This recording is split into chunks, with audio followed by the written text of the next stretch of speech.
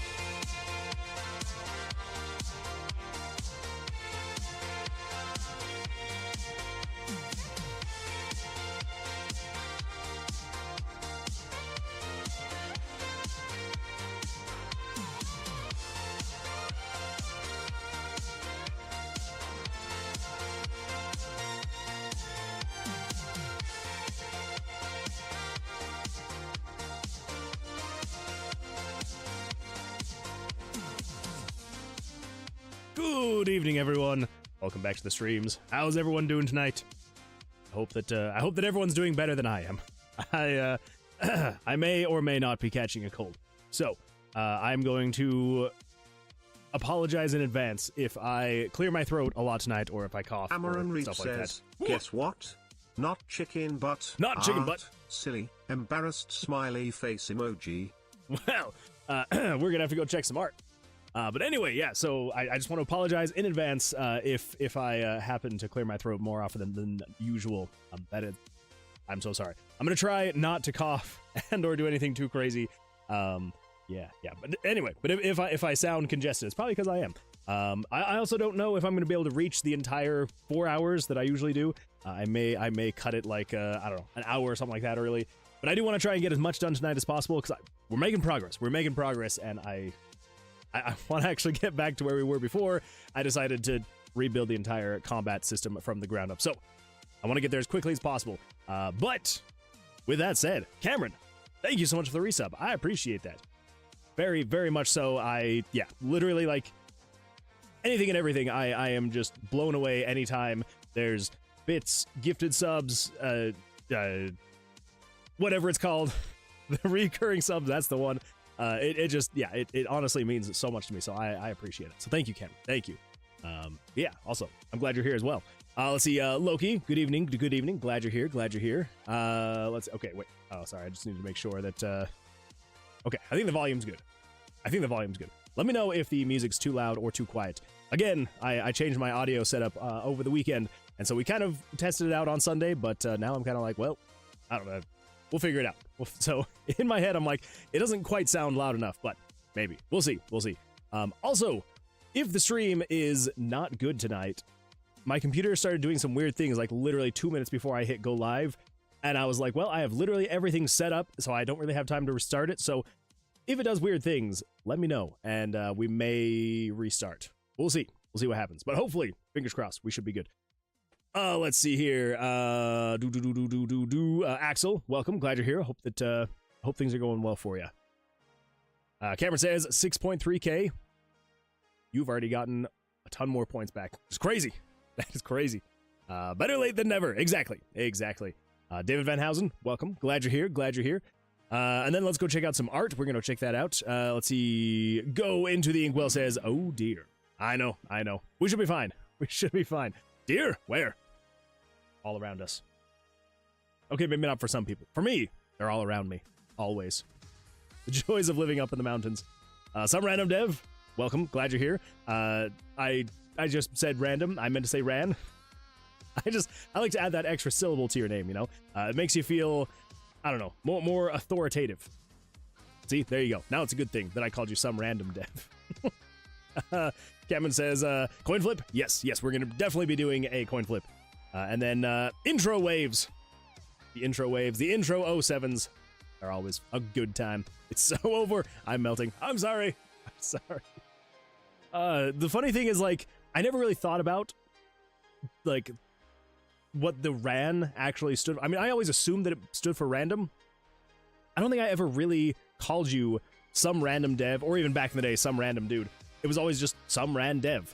And then for some reason, when you went on your your rant about people calling you random, now it stands out to me, and now I feel like I do it more often accidentally. So that's on you.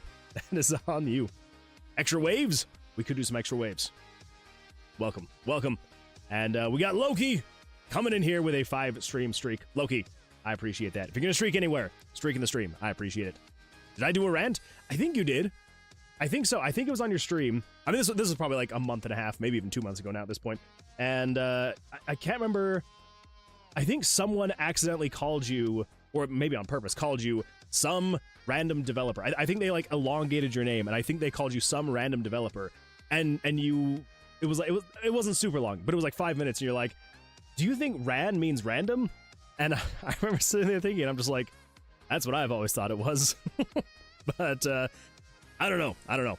But anyway, some ran dev. I apologize. I did not mean to say random. And I didn't mean to rant about this. Anyway, some ran dev. Glad to see you here. Hopefully things are going well for you.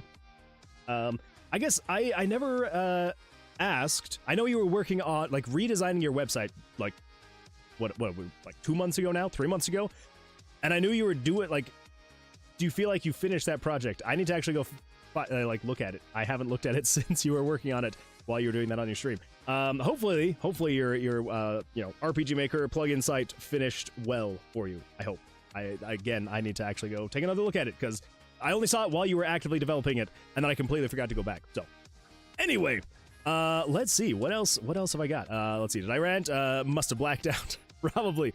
You seemed very upset about it when you were going on about it. Almost to 15. It sounds like something I'd do. I'm just very funny. Just very funny memory. Yeah, it was a good time. So what does RAN stand for? Clearly RAN is short for rant. Some ranting dev. That's the one. It stands for random. I'm busy doing nothing, just between game projects. There we go. That's not too bad. That's not too bad. Benedict Oh my goodness. I cast super long TTS message, slice of pizza emoji, winking face emoji, very sneering long face emoji, message. slice of pizza emoji, Oh my smiley gosh. face emoji, oil drum emoji, sneering face emoji, smiley face emoji, Thank you, Axel. cheese emoji, zany face emoji, my- smiley face emoji, right pointing finger Oh emoji, my gosh, this is gonna go smiling on for face with so tear long. emoji, smiley face emoji, aubergine emoji, mouth shut face emoji, Oh slice of my pizza gosh. emoji, right pointing finger emoji. I'm not gonna slice say of anyone has pizza to, emoji, smiling face with just so hearts everybody emoji, knows, oil drum emoji, if you sneering face redeem emoji, anything else right now, smiley it will face technically emoji, long drum overwrite emoji, this drum message. emoji, So if you want it to smiley stop, the face power is in emoji, your hands, oil everybody. drum emoji, You can do it. smiley face emoji, long drum emoji, drum emoji. It does seem to smiling speed face up over with tear time. Emoji, cheese emoji, left pointing finger Yeah, emoji, basically it's just saying emoji, raised eyebrow emoji, long emoji. drum emoji, sneering face emoji, sneering face emoji, smiling Axel, what have you face done? emoji, What have you smiling done, face Axel? emoji, drum emoji, cheese emoji, winking Okay, face well, emoji, I have smiley lied. face emoji, I have lied. smiling face with tear Apparently- emoji, oil drum emoji, apparently it did not confused face override emoji, the smiley message. face emoji, right pointing finger That is still going. emoji, oil drum That is going. emoji, Okay. hand over mouth emoji, Where right on earth pointing are we in finger this list of emoji, things? Sneering face emoji, Okay. left pointing finger emoji, upside down face emoji, Upside down face. Okay, where's the upside down face? drum emoji, Okay, we are over hand halfway over done. mouth At least we're over emoji, halfway done, so that's winking good. face Cameron Reap turned Moonman into a PNG. Well, there we go. It just took it a while. It really wanted your message to play out the rest of the way. Yeah, the second line, it stopped right before it hit the cheese. Good times. Good times. Oh my gosh. That was a very long message, Axel. But hey, you shouldn't have saved the best for last. You shouldn't have saved the cheese for last. It should have been first and foremost, and then all the other ones. Oh, fun times. Let's see. Loki says, don't know if I said this, but I am taking my old case and turning it into a display case. You did talk about this, and I am very excited to see how it all turns out. So yeah, when it does happen, which it sounds like complete the swap this weekend. Okay, I thought it was a little bit further away. So very exciting stuff. Very exciting stuff. Tom Randiff says, "A." That is a very, very short message, and I appreciate that. Oh, Axel, you are always one with the memes. You are always one with the memes. Oh, let's see here. Over on YouTube, let's see. We've got Constantine of Rome says, I like watching these streams. I'm interested in playing this game. Constantine, I appreciate that. Thank you. Thank you. Oh, let's see. Himapat says, well, hello, sir. How are you? I'm doing absolutely fantastic. How you doing? Is that some ran dude? Now some ran dev? It is. It is. It is the good old some ran dude. Now some ran dev. Yeah. That guy who triggered me to buy RPG Maker MV a long time ago. It's nice to see even he was here too. That's true. Yeah. Some ran dev is here. I feel like they're a part of the streams quite often, which I very much so appreciate. So thank you, some ran dev, for being here. Yeah, I feel like some ran dev influenced a lot of people to buy RPG Maker back in the day. So if you have an addiction to RPG Maker, you can probably more often than not thank some ran dev for that. So yeah, good times. Yeah, it's maybe I'll tell you the origin story of some ran dev and myself at some point in time. That is a story for another day. So let's see. Yeah, the plugin is going well. I'm getting everything working. Very nice. Let's see. The random quest system is going to be interesting when working. Yeah, trying to do random. Anything random is kind of a pain.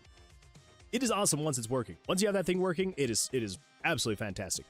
You have to have it working, and then you have to have it working well. Because there's a very big difference between it working and then working well. And yeah, I hope for your sake you can get it working and then working well. I only hear emoji, and emoji. Emoji, Lamau. Yeah, that was a lot of emojis, Axel. That's a lot of emojis. Okay. I feel that, Lamau. Yeah. Good times.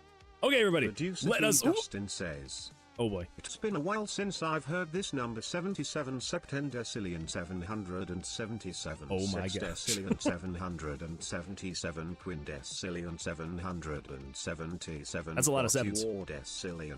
Too many sevens. 77 tridecillion 777 duodecillion 777 undecillion. I feel like he's getting quieter with his sevens. 77 decillion 777. That is too many sevens. But now, Medusa, you cannot say that you haven't heard it in a while, because it is right there. You are hearing it all play out in real time. All right, let's go take a look at art. Oh my gosh, what is life? 777 quadrillion 777 trillion 777. It is still going. Billion 777. That's a lot of sevens. That is a lot of sevens. 77,777 beach mouse skirt SKRT. It made it. Almost. We're almost there. Okay. Thank you for that. I appreciate that. Dude, I don't know what you expected. It's a good point. I'm the one that turned on TTS. I should have known. I should have known the dangers. But here we are anyway. Here we are. All right. Well, Cameron, this looks absolutely fantastic. She's looking great. I love the and here again, this is just me speculating what I'm seeing based off of the line art.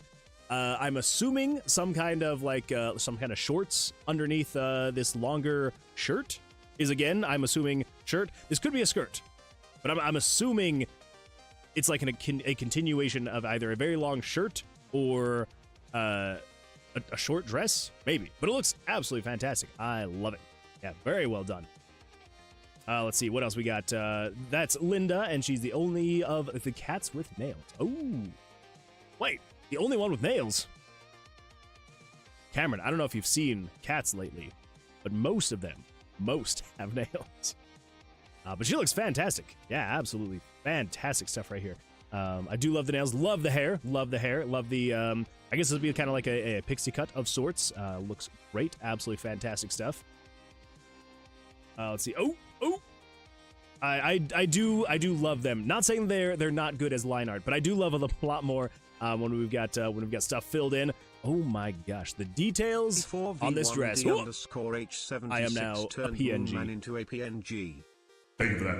And now I am the voice of God. Oh yes, this is how every PNG tuber should sound. They should sound and look exactly like this. Nothing but perfection right here. Absolute cinema. Brett. Yeah, absolutely. Beautiful line work with the hair, the dress, all the details on it. Beautiful, beautiful stuff. Those are still work in progress. Completely understandable, totally understandable. But they are looking amazing. And then last, we got these three right here. Let's see, Willow.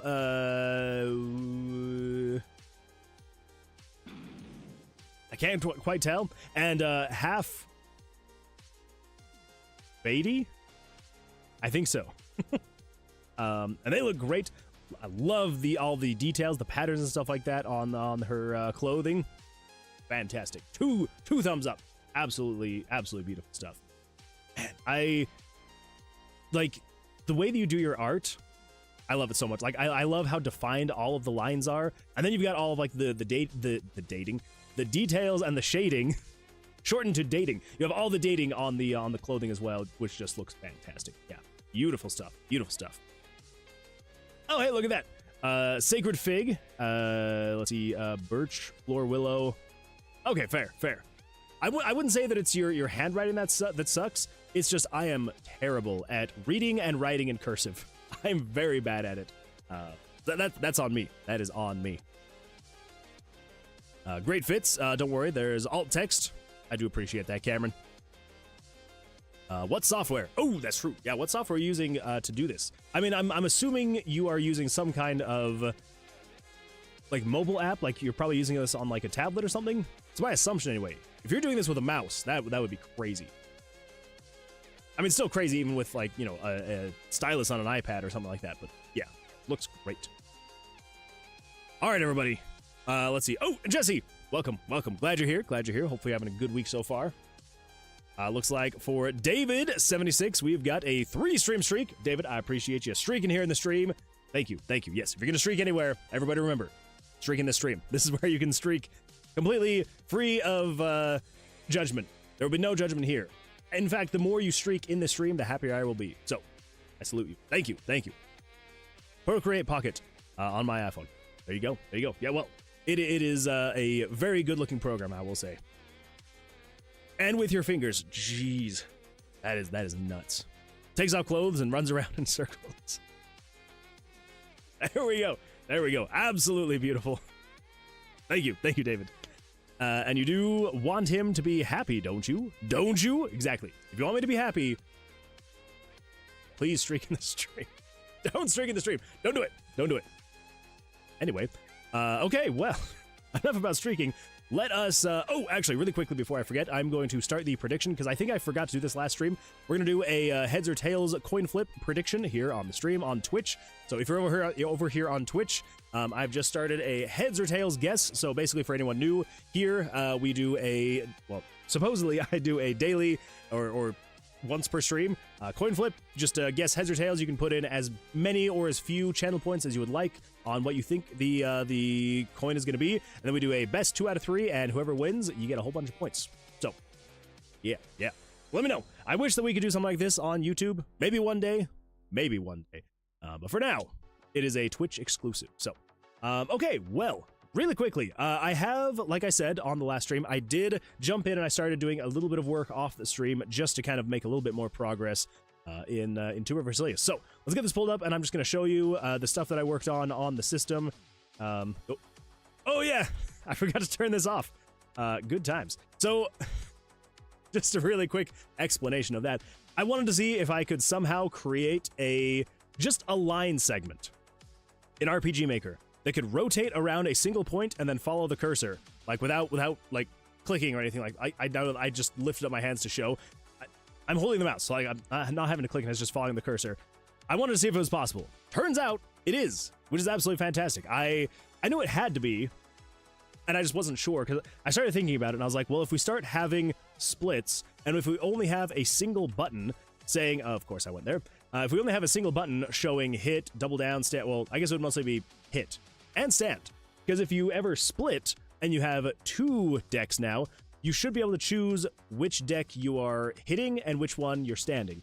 And so I realized that I would probably need to say, if you ever have 2 decks, like, actually, this would be a perfect example. If you draw 2 7s, this would be a perfect time to split, because if you do split, there should be a little button that pops up down here. But if you do split it will allow you to create a secondary deck, and then you're kind of playing two hands at the same time, for hopefully some exciting stuff. Anyway, and so I started realizing that I was like, if we only have one stand button and one hit button, you can't really. So anyway, so I was trying to think of the best way to do it, and I was like, what if we had like some kind of arrow, and I could like point to which one you're wanting to hit. And anyway, so I just wanted to see if it was possible, and apparently it is. So good times, and yeah. And I'll have you know, for anyone who knows RPG Maker, this is not a plugin. Maybe there's a plugin to do something like this, maybe. But this is just 100% raw JavaScript, which I guess is also a plugin. Anyway, yeah, it's good times, good times. Maybe I will post it sometime, but this is all it is. It's just a whole bunch of math, This one right here, the highlighted one, this is specifically for the line segment itself. This is what's actually making it grow and shrink and rotate and all that fun stuff. And then this one is for the actual like arrow tip. That one, it's not growing and shrinking, it's just rotating around a pivot point. Anyway, I'm going to disable that. I forgot that I was working on that earlier today. Okay, so the things that I had worked on since the last stream.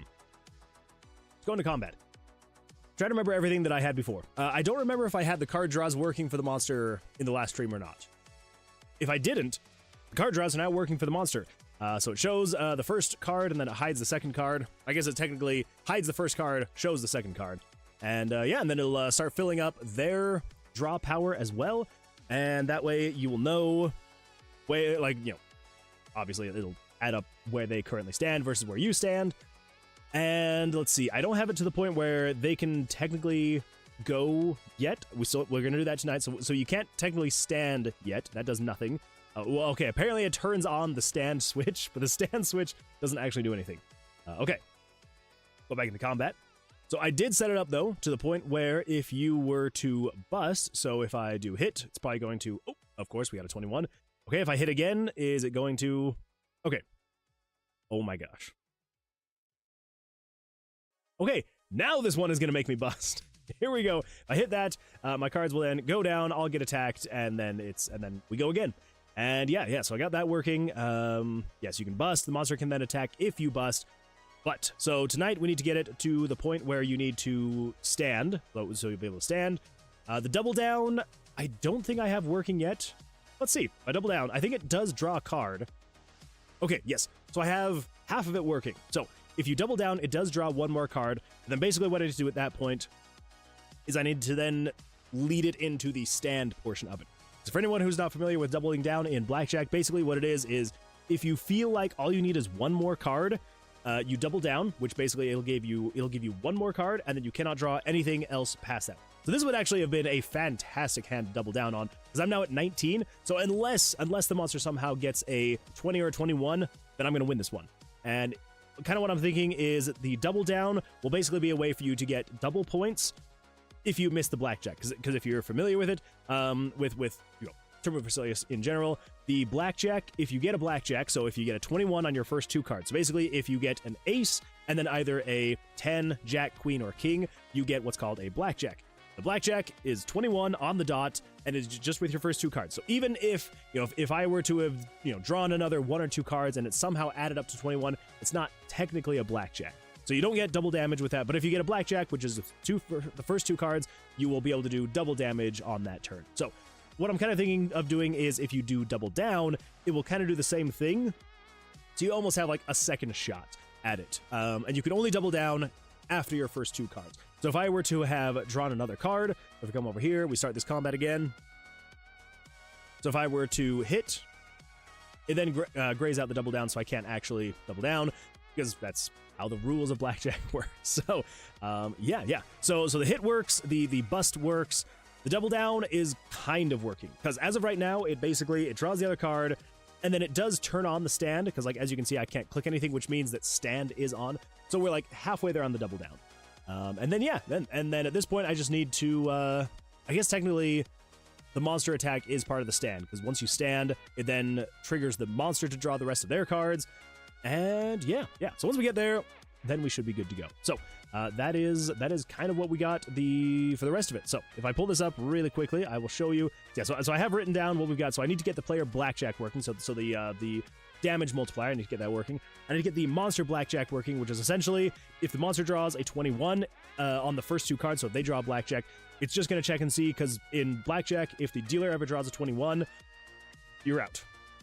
Actually, I should probably double check on this one.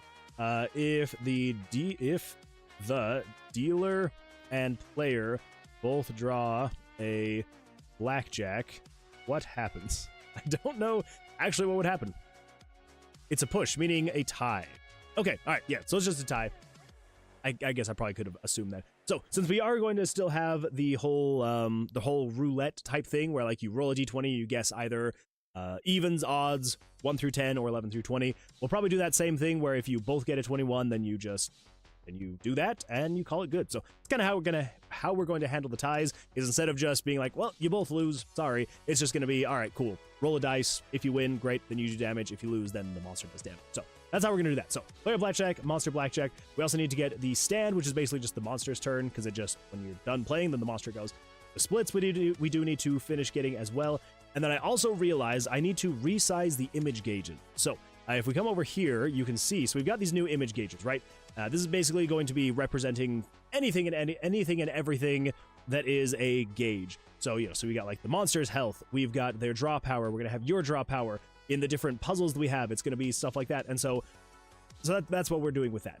I realize, though, that these orbs are 22 pixels tall, like 22 by 22 pixels, which is great. But I did realize that if you are ever, if you're playing blackjack against the monsters, that would mean we need it to be 21 pixels to have it actually be, not get off by like fractions of a pixel. So I need to update that so it's only 21. So I need to shrink it ever so slightly. And yeah, so that's just like a visual thing. So that's why it's at the bottom of the list. But it's something I was realizing when I was testing it today. I was like, wait, if I just make this 21 pixels instead of 22, it'll look a lot better. So that's what we're going to do. Because for everything else, like the health, the puzzle timers and things like that, I don't really care. Because those are basically constantly moving / changing and all that fun stuff. The 21 is forever. So that one we can actually set to 21 pixels and then call it good. Anyway, let's see here. If I send proof of 2 tails in chat, would you do 2 coin flips tonight? Wait. If I send proof of 2 tails in chat, would you do 2 coin flips tonight? So you would like record yourself flipping a coin? Maybe. Don't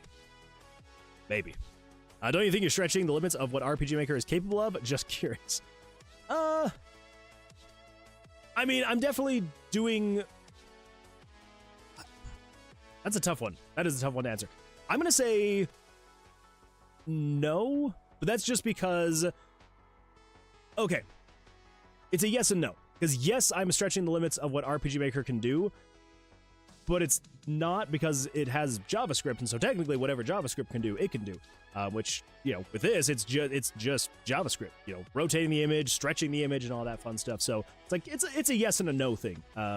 Is it very peculiar to do for RPG Maker? Yes. Is it stretching the limits? Yeah. But again, I mean, it's what it can do though. It would be like, say for example, like with going to the gym, right? If you're to go to the gym, and let's say for example, if you can lift, 120 pounds or something like that. And then you're like, you know what? I'm going to go up to 130, and I'm going to start exercising at that. Technically, you're stretching the limits of what you're physically capable of doing, because up until this point, you've only done 120 pounds. And then if you're going to 130, you are stretching limits. But once you stretch the limits enough, 130 starts to feel like more like the norm. And so then you're like, all right, let's do 140. And it's almost kind of how I feel about RPG Maker, is in the beginning, like obviously looking at any of this stuff, I would have been like, what the freak is happening here? Like, this is nuts. But I feel like just in my own time over the years, I've just done the weirdest things with RPG Maker. And so like sometimes I forget that like the weird things that I'm doing aren't necessarily like RPG Maker things. Anyway, that's there's my weird answer for you. Let's see. Speaking of coin flip, though, I just realized the 5-minute counter ended a while ago. So let's do that really quickly, and yeah, and then we will jump back into stuff. So let me pull this over here. And let's do coin flip. Bleep.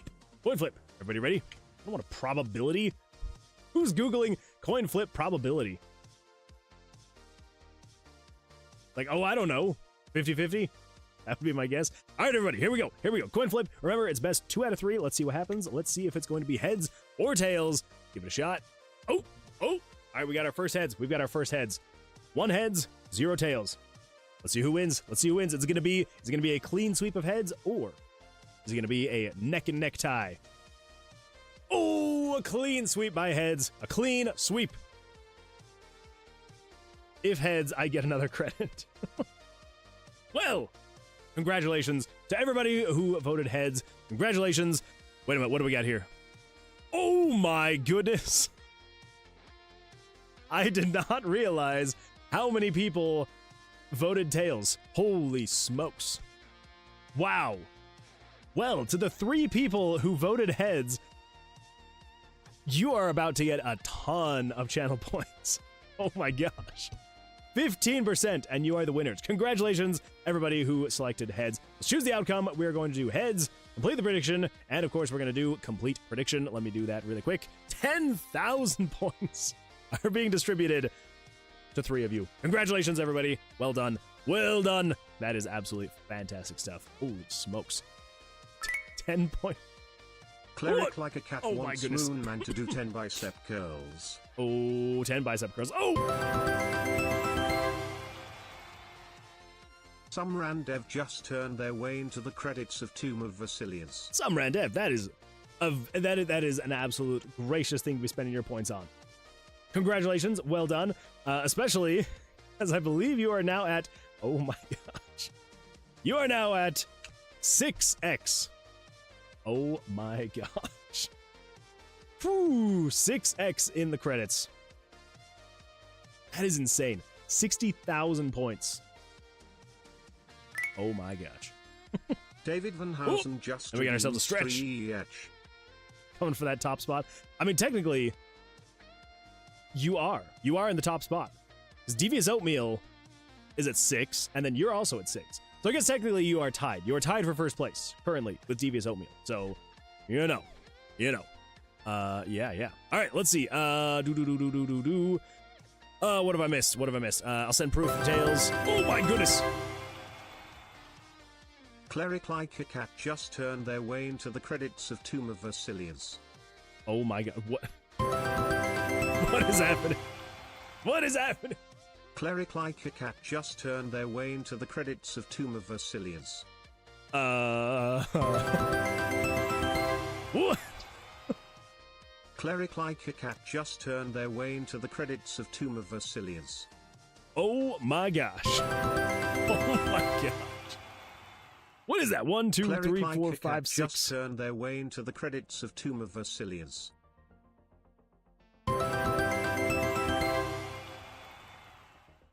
Cleric like a cat just turned their way into the credits of Tomb of Vercilias. Well. Cleric like a cat. Cleric like a cat just turned their way into the credits of Tomb of Vercilias. Well, alrighty then. Well, alright. Oh my gosh. What is happening? Dazu just turned their way into the credits of Tomb of Vercilias. Dazu, congratulations. Thank you so much. Well done. You are now at 3x. And Cleric like a cat. Oh my gosh. I mean, I knew you were sitting on a lot of points. I just did not think you were going to spend all of them like that. What did you get up to? 1, 2, 3, 4, 5, 6. Holy smokes. Well, some randev. I stand corrected. You are not sharing first place with one other person. You are now sharing first place with 2 other people. Oh my gosh. Well, that was a good time. Poof. That was 60,000 channel points. Plus Dazu, another 10,000. And some randev with another 10,000. Oh my gosh. That's a lot of channel points. That is a lot of channel points that you just got redeemed. Well done, everyone. Holy smokes. That is absolutely wild. Yeah, well. You are all going to be in the credits multiple times. Very well done. Very well done. Yeah, thank you. Thank you for accumulating so many points, which means you have been here, earning those points slowly but surely over time, so I appreciate that. Thank you. Thank you. Let's see. Okay. All right. What else have I missed? Okay. So I'll send proof.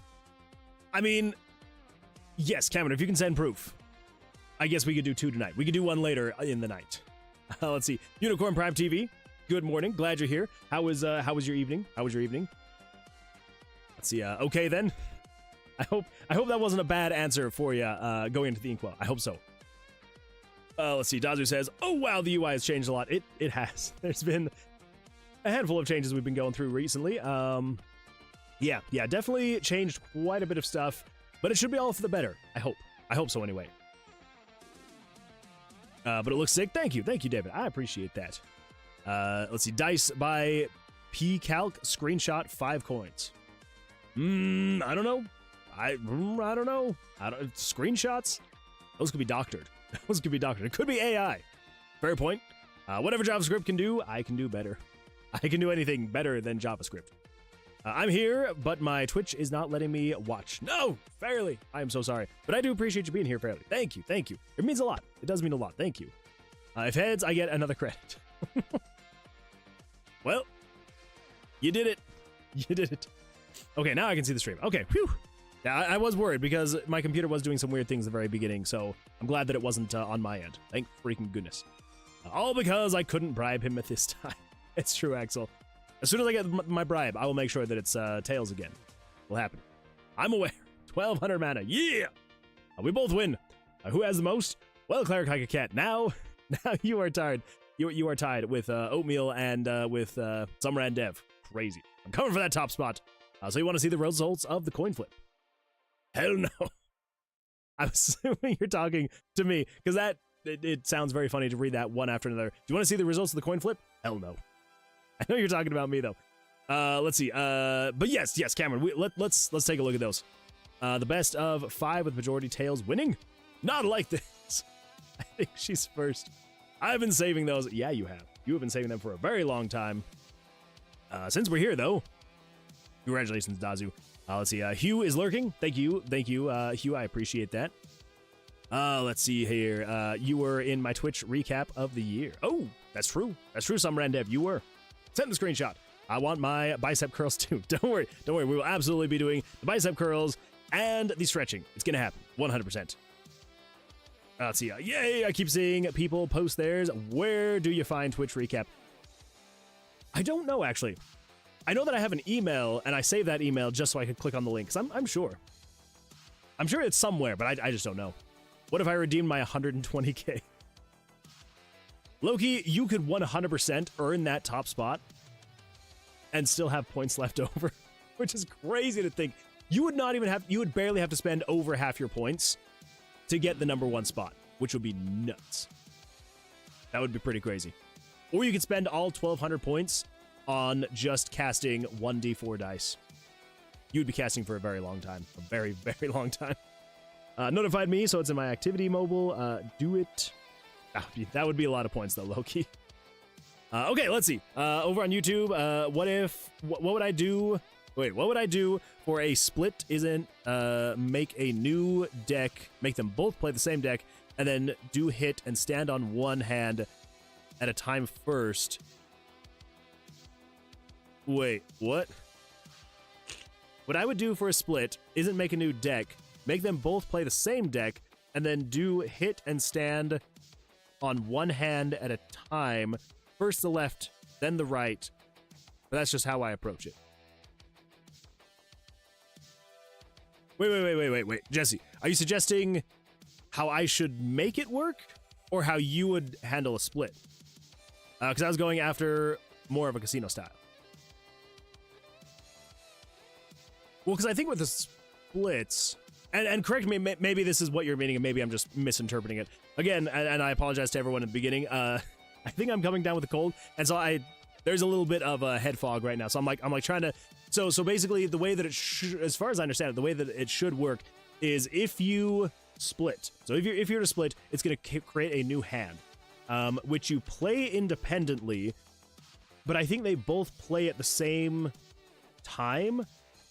So basically the way that it works is if you split, like so, you'll create your 2 new hands and you'll take hits on the hands. and then you will stand, and when you stand, you're standing on both hands, and then the monster, the dealer, will then do their turn. If you win, it'll then either win whichever one is beating the dealer out. So I believe that should be how it is when you split it, you can take hits independently. So you don't have to take a hit on both hands. It should just be when you take a hit, you get to choose which hand you do. And then when you're done, you can then stand on both hands, and then the monster will do its thing. I think that's what you're meaning. If not, though, let me know. That should be how it's gonna be going. Okay. Cameron Reap says, okay, here we are. Wait, why didn't it play it? It did not play it. Oh, it's because those are all the special emotes. That's why. It does not do text to speech on special emotes. I'm so sorry, but thank you for that. I appreciate that. Fairly says, I have missed so many streams. There's so much that has changed. Well, Fairly, this is actually us even kind of getting back to where our roots were. Because for a while, I had it very weird, very different. We were still doing Blackjack, but I had actually completely replaced the entire combat system with a whole new, kind of related to Blackjack combat system. And then realized that it was fun, and I do want to use it at some point in time somewhere in some kind of project, because I think it's a good time. Basically, the idea would be you would draw all 13 cards, and then you would arrange them in, the order that you want to play them in, and it would then basically run Blackjack hands based on how they were lined up. But there were too many comparisons to Balatro, and a few complaints, and had a couple DMs from some individuals. Actually, I don't know if I necessarily recognize any of the names of people in the streams. I think they were people who lurk, and they were worried about the direction of the game. So it was no one who was talking in the stream. So if you're watching, it was not you, I promise. Yeah, I had a couple of people who be like, I really like the idea of Blackjack, but this does not seem like Blackjack anymore. And I'm like, that is a great point. Very good point. Let's see here. Typically, you have to hit one hand first, then stand on one hand, and then hit the other hand and stand. You don't get to choose which hand hits. You can pick which to work first. But those were the casino rules I found. Really? Huh. Because the way that I've always seen it is basically it's two hands that play independently, where you can hit as many times as you want on one or the other hand, and then you just stand whenever you're done on one hand, and then you keep hitting. Well, you could keep hitting on the other hand. Sup, nerds? It's fun fact time. Oh boy. There is a very small crab at 2.5 centimeters and 0.15 grams known as the boxer crab. As its name suggests, it doesn't use its pincers to defend itself. It just throws hands. But it doesn't just punch. It uses sea anemone as venomous brass knuckles in order to inflict their enemies with poison, being able to take out enemies more than 80x their size. God. That is a crazy crab. I like that though. That is a pretty good time. Thank you for that fun fact, Axel. I feel like it's been a while since we've had a fun fact. Yeah. All right, everybody. Well, let's do our crap. What was it? It was the bicep curls or chest benders? Bicep curls. Let's do our bicep curls. Let's do our stretching, and then we're gonna get into some game dev stuff. And yeah. Wait, did you get a private message from Bill Gates and Jeff Bezos to stop? Basically, yeah. It was those two, and then some other guy. I think it was like something Rockefeller or something like that. I don't know. I didn't. I was like, you know what, you guys, you're making good points. I'll switch it back. So we may have some very generous benefactors coming in to fund the project maybe sometime soon. Who knows? All right, everybody. That wasn't. We're gonna do some bicep curls and some stretching. So let's do that. Oh my gosh. Let's crank the jams though, so that we can all get hyped up. Here we go. Yeah. All right. Count them with me. Ooh.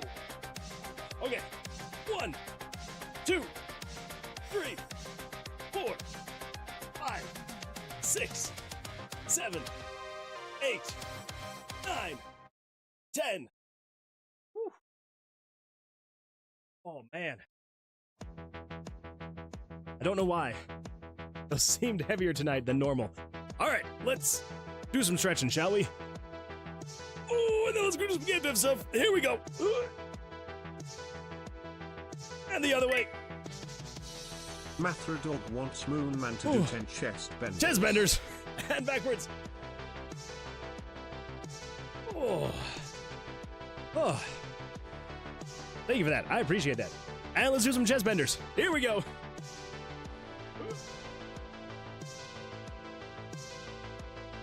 Get out of here. All right. Count it with me. 1, 2, 3, 4, 5, 6, 7, 8, 9, 10.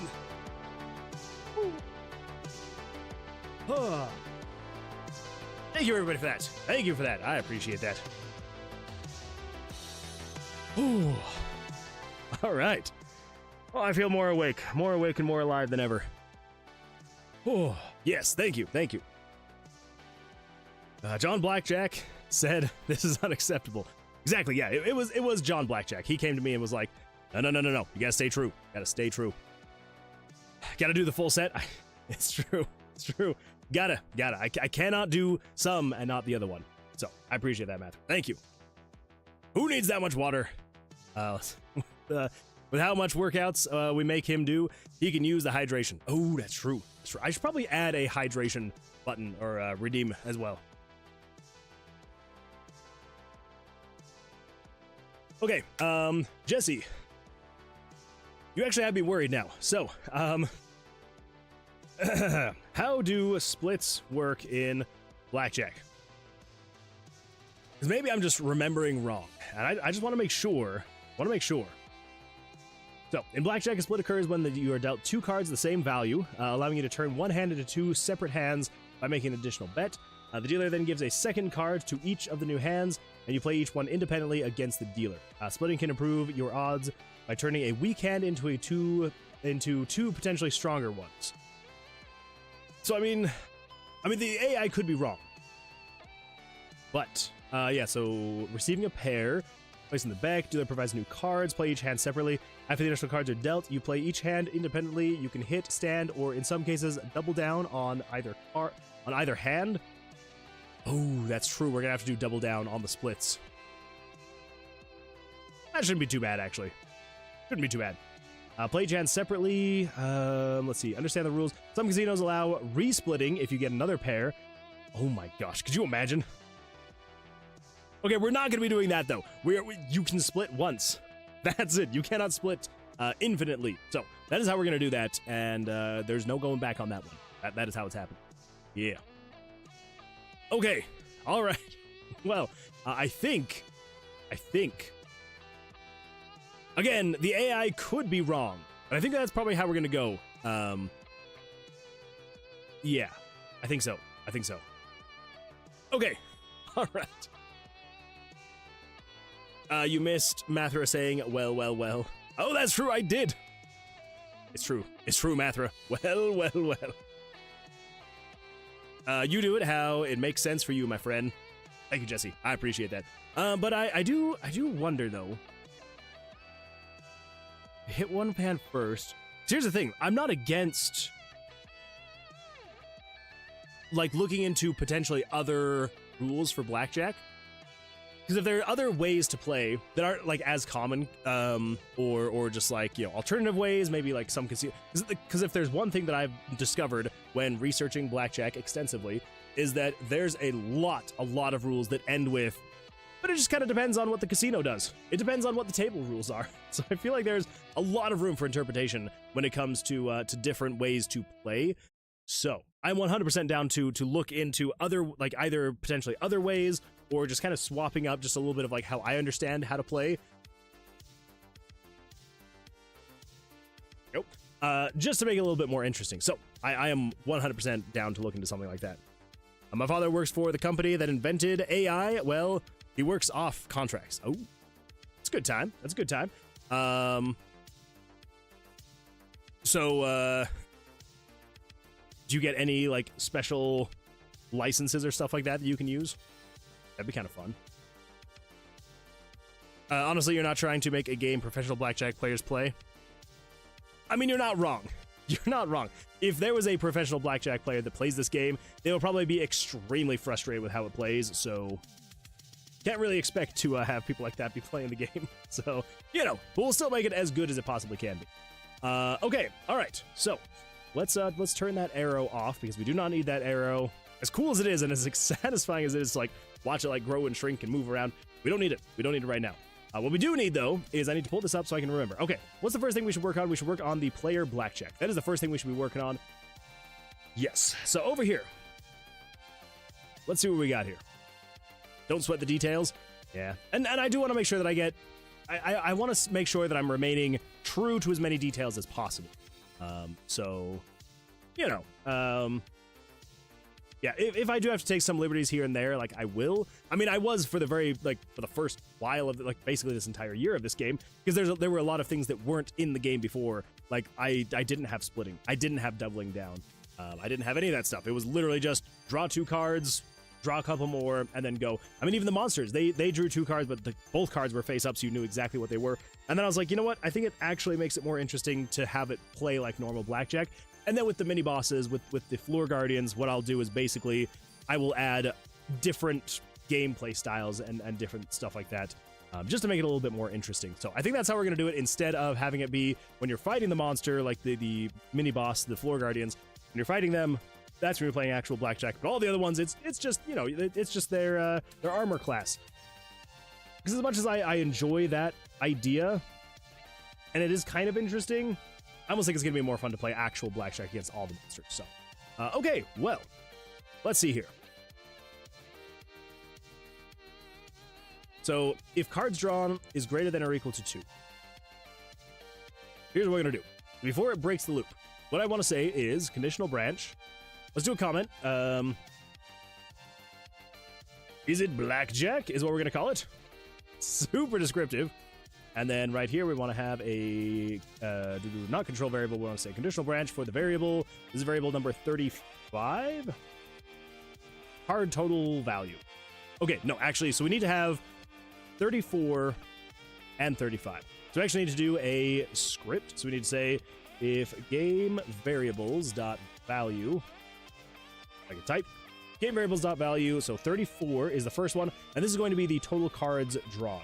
So this is going to say if game variables dot value 34 is equal to 2. This is how many cards you've drawn. So if you've drawn 2 cards, and if game variables dot value 35, if 35 is equal to 21. So if you've drawn only 2 cards and your total draw value is equal to 21, that means you have gotten a blackjack. So in here, let's just actually put that in there.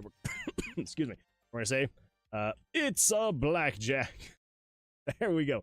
Good enough. So if it's a blackjack, then we're going to say control variables add. We're going to add 1, 2, and we have a variable already in here. I cannot remember where it is. It's like 90 somewhere out there. We're just going to find blackjack, and there we go. Yeah, so blackjack, we're going to say add 1 to blackjack, because blackjack should be by default 1, and 1 is so basically the way that's going to work mathematically, it will take your combat power, your attack power, however many cards you're using. It'll take all of that, and then it'll multiply it by blackjack. So blackjack by default is equal to 1. So if it says total attack value times 1, then it's just the total attack value. But if we then add 1 to it, and now blackjack is equal to 2, then it does 2x damage. But then so on and so forth. What we can also do is if you have some kind of booster or anything like that that is then making it so you now do 3x damage, when you get a blackjack, it will then add more to it. So yeah, so that's what we got there. So let's just add 1 to blackjack. Now let's say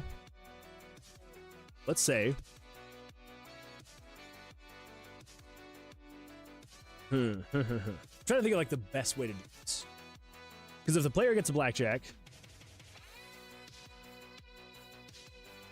it needs to essentially, because the monster doesn't get to do anything if you have a blackjack. And same thing vice versa. If the monster gets a blackjack and you don't have a blackjack, you don't get to do anything. And then if you both get blackjacks, then it is a tie, and you do the dice roll. So I think what we need to do here is we need to say add 1 to blackjack, And then we want to say control switches turn on Blackjack. I'm assuming we have a switch called Blackjack, Monster Blackjack. Okay, so we only have Monster Blackjack. That's good we have Monster Blackjack, but let's do Player Blackjack. Okay, there we go. So it turns on Player Blackjack. So it shouldn't have to deal with any of this, because any of like the busting, the soft hands, none of that's going to matter. No longer busting, double down. Draw monster's first 2 cards. Okay.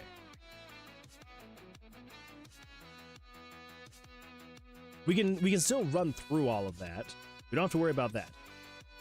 So it draws the monster's first 2 cards. So after it has drawn the monster's first 2 cards, then we need to check some things. Ooh, when are we going to check that? Let's see. A reminder that we want the demo before GTA 6. True.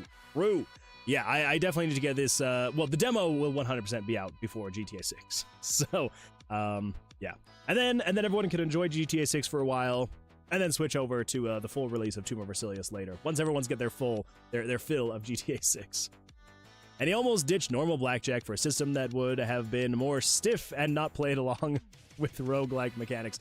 Well, actually, technically, I feel like the other system technically worked better with a roguelike and roguelite system, just because you had slightly more control over it. It was less luck-based. But I do feel like this one's going to be more fun. The other one definitely was more stiff. This one, it feels like it's going to be a little bit more fun, a little bit more, surprisingly, kind of more action-packed, because like you're doing it in smaller bursts versus like having to set up a whole 13-card run. Yeah, I do feel like it will technically be better. My friend's been convincing me to play a game that has been getting popular on Twitch as of late called Vintage Story. I gotta say, it has unique mechanics. Oh, I don't think I've ever heard of it. I will have to look it up, though. The demo won't be out by then at this point. No, it will. It will be. Dude, the whole point of a roguelike is chance. No, it's not. The whole point of a roguelike is if you die, you're dead. That's a roguelike. Vintage Story?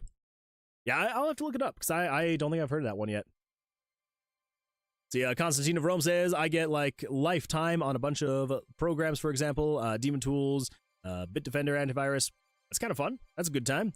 OMG, this is going to be so sick. I appreciate it. Thank you. I'm definitely trying to make it sick. So, if it's ever not, then I've done something wrong and I need to go back to the drawing board. And randomize runs, aka chance. All right, Matthew, you're actually making good points here. But it's not all chance. It's skill. No. It's the cake. Okay. I would say the way that I would define a roguelike and a roguelite, mostly roguelikes though, I would say it is the cake is RNG with a layer of frosting that is skill. Yeah.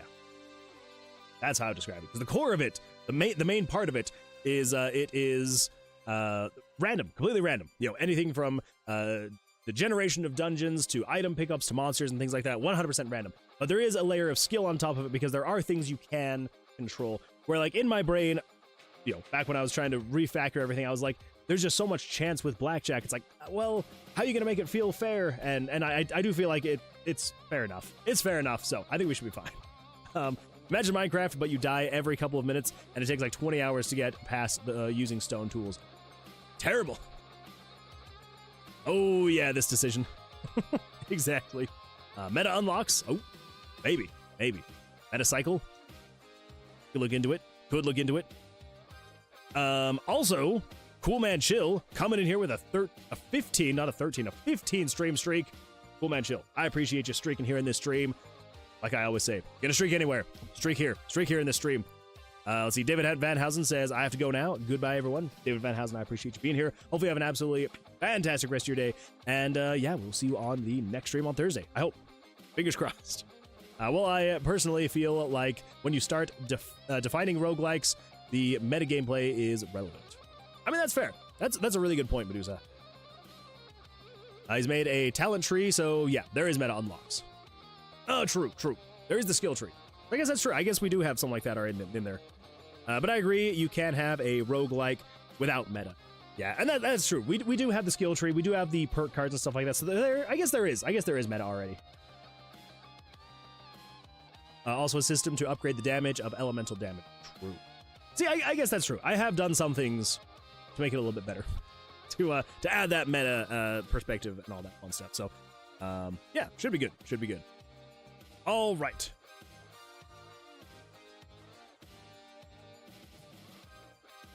Okay. Sorry, I had to cough a little bit there.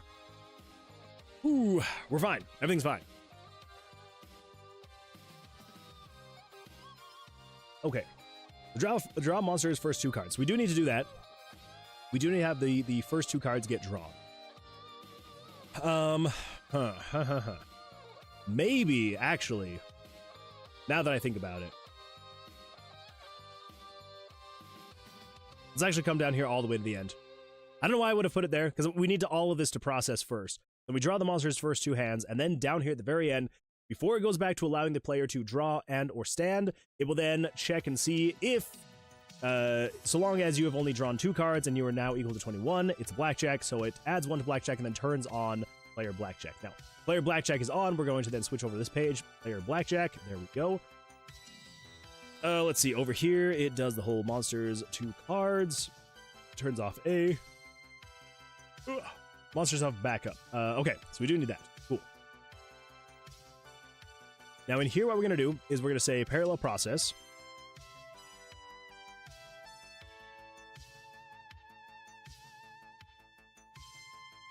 Cameron says, I bought a new pencil.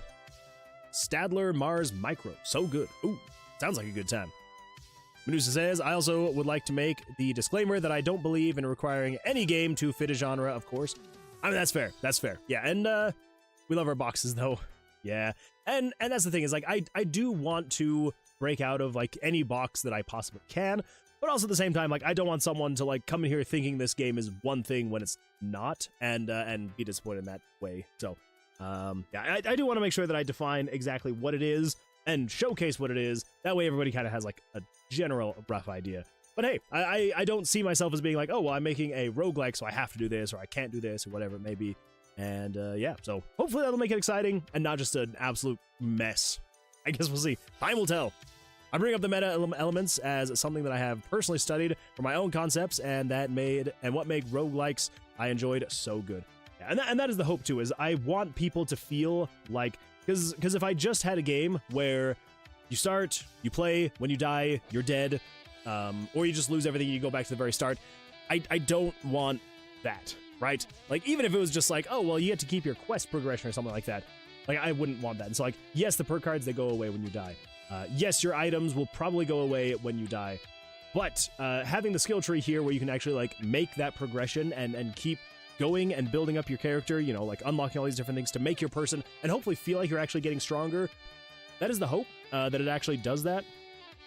I'll probably have to rework some of these, but for the most part, hopefully it should be a good time. I hope. We'll see. We will see. So, okay, all right. So over here in the blackjack, what we want to do is we want to set up a conditional branch. We want to say if game... Wait, no, not game. Crap, what is it? Down here.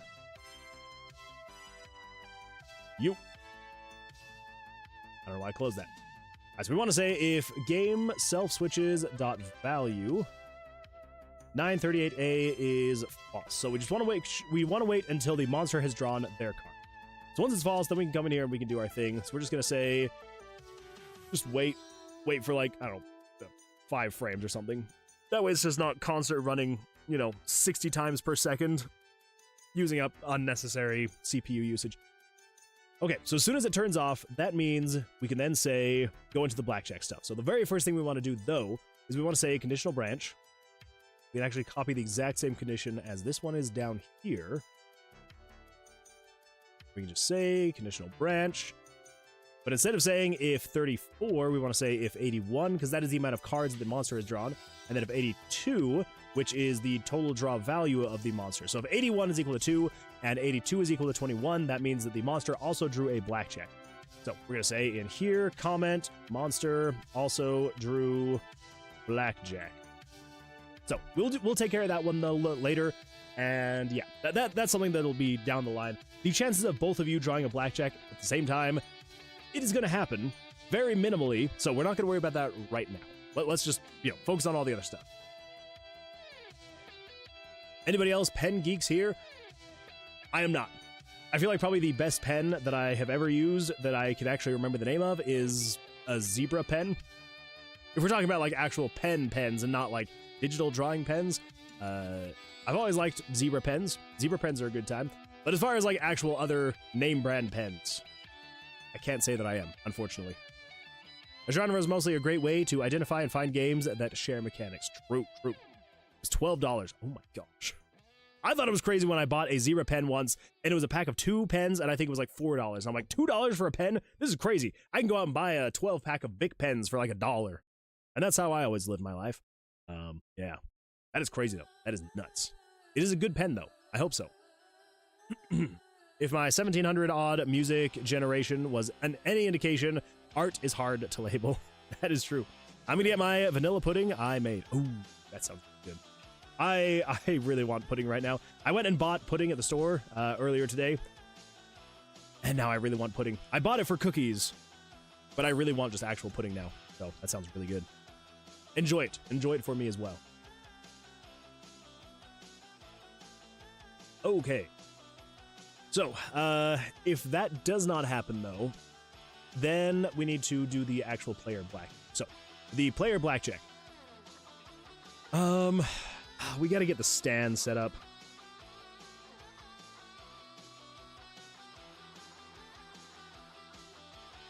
I just need to get stand set up. I need to make that work. Okay, so stand. What are we gonna do when you stand? So when you stand, we now need to make it so the monster does their whole drawing thing, which I believe what we can do is we can say, I think most all this. Okay, so most of this is gonna be fine, except for that we need to do a handful of other things. So if you stand, what we need to do is we need to flip card number 1 of the monsters over so we can actually see what's going on there. So let's grab, I guess, all of this. And then we'll see what else we do and don't need. Okay, so on stand.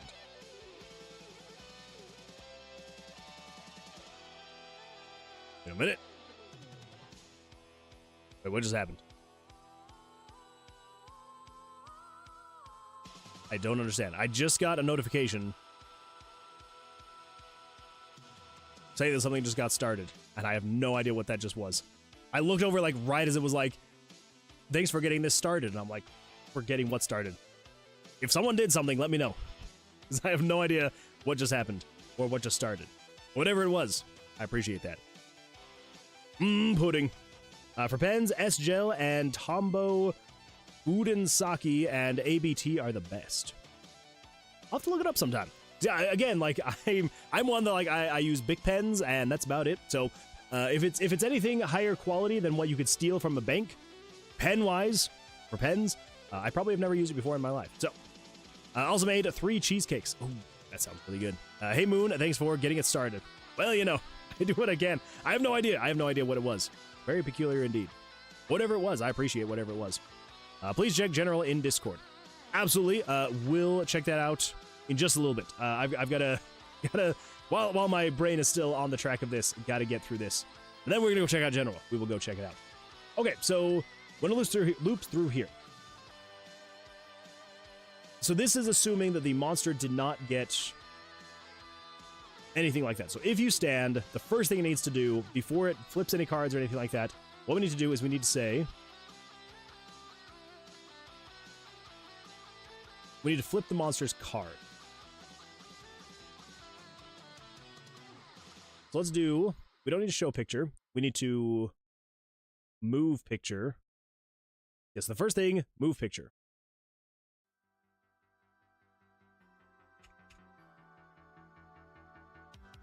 We should move picture. I guess this would just be the very first picture, so we don't need to take into consideration any variables here. So move picture 122. And the X is going to be 660. Actually, let's just do the X position of. You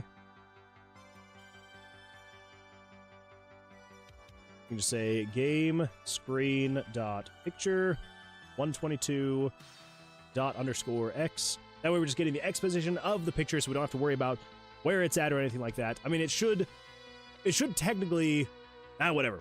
Yeah, just set the X position to be whatever the current X position of the card is. And then we're also going to say, if we come over here, we can then just say, also set the position of the Y to be equal to the Y. Say 1 and 1, 255. Wait. Crap, no. So we want to say, set the Y position to that minus. Ooh, Cameron Reek just goodness. redeemed 3. We're gonna have to do some stretching, everybody. Trying to pull me out of my my groove, aren't you? Okay, let's see if we can find or figure out how. I shall force your hand. I will do it. I will do it. Okay. So maybe instead of it moving up, maybe since it'll always be card number 1, we're gonna have it move out, flip over, and then move back in. So basically, the idea is, let's say, for example, if this is, let's go 1, 2, 3, 4, 5, 6. 1, 2, 3, 4, 5, 6. Let's just say this is card number 1, and it's flipped upside down. Essentially, what we want to do is we want to say we want to move you over, yeah, something like that. What would that be? 48? Oh my god. There's the way. Okay, yeah, 48 pixels. So move you, so not the Y position though. We want to move X position minus, I guess, 48. Minus 48. Move minus 48 in 15 frames, I suppose. That should be fine. That should be fine. Okay, so it moves over, and then we want to wait for 15 frames, and then we will not change the X position. We just want to say make it super thin. So we're gonna go with like a 2% of its thickness, and then we're gonna wait for another 15 frames.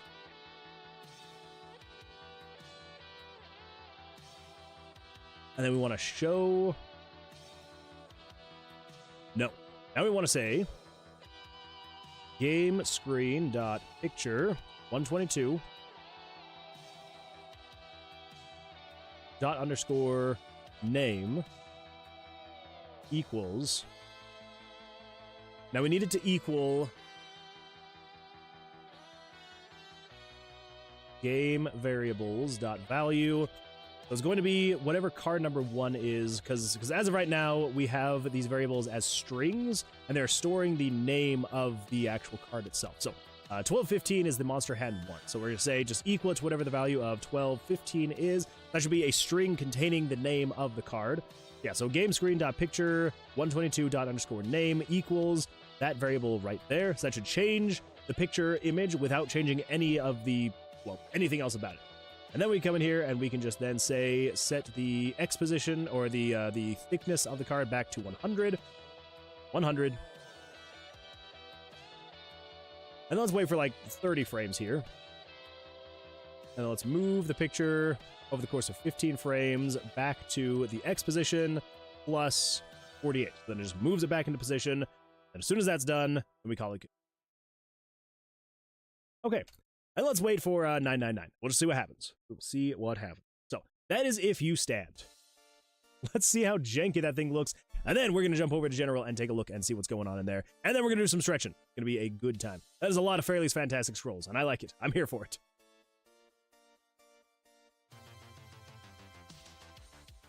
Of course, we got a freaking blackjack the first time. The first time.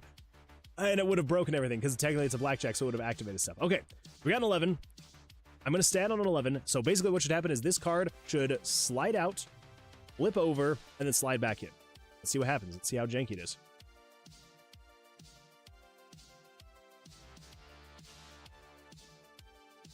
All right.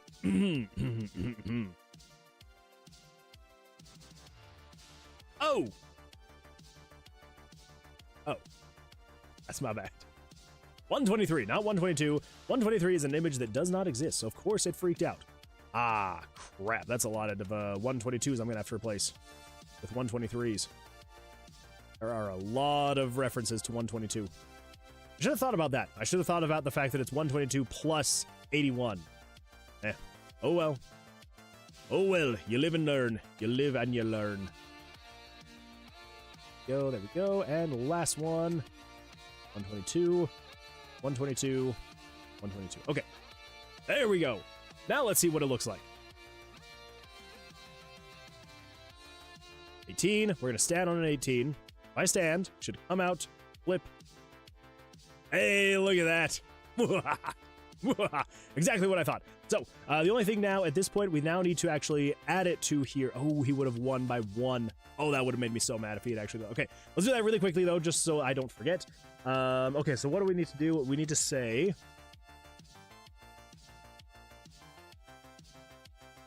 crap. Okay. Yeah, what all needs to happen here? So it doesn't need to remove anything from the deck. It just needs to say...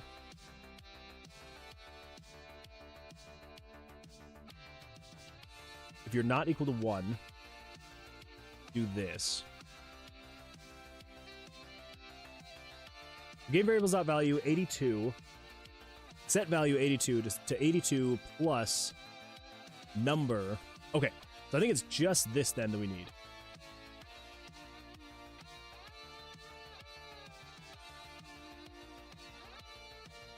And so then as it flips over, let's actually just do 15. Now let's do like 10. We wait for 10 frames, and then we say set variable 82. I've been saying 62. 82 to 82 plus number of the data system variables, game variables.value, and this is going to be 1215. Slice 6, so that cuts off, yeah. Does some stuff. And then we're going to wait for another 20 frames. Okay. There we go. I think that should be good. Hopefully that should all work. Come over here. Of course, come over here. There we go. Wow. All right. All right, so we stand. So it should flip it over, and as soon as it flips it over, it should add the value here. Let's see what happens. What do you mean you can't read slice of undefined? Come on. Come on. You should be able to. Okay. Game variables set value 82 to 82 plus number data system dot variable game variables dot value 1215 slice 6 1215. Oh, wait.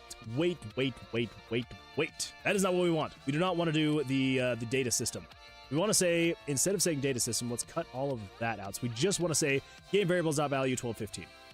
The reason being is because 1215, because the data system variable, that is grabbing the name of the variable itself. The game variables.value is just grabbing the value of the variable. Since the variable is already equal to the name of the card, that way you can just grab the variable information instead of grabbing the variable's name. That would make sense why. Okay. Now let's see if this actually works. If we stand, it should then flip over, add the value, 4 and 4, that is an 8. I love it when it works out like that. Okay, so we still need to make it so that, you know, he'll keep drawing and stuff like that. But that is a task for future us in, like, literally the very near future. So, for now, let's come in here. Let's go take a look at, was it general, you said? Was it general? Oh my goodness, what the? I got a banana! Well done, OG Acid. Well done. Okay. Oh my gosh, I've missed so much. I've missed so much. I do like that, though. That is really cool. I like those Legos. Oh my gosh, that dragon's awesome.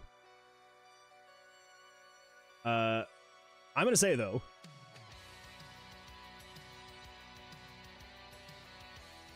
I'm sure it's just your sock.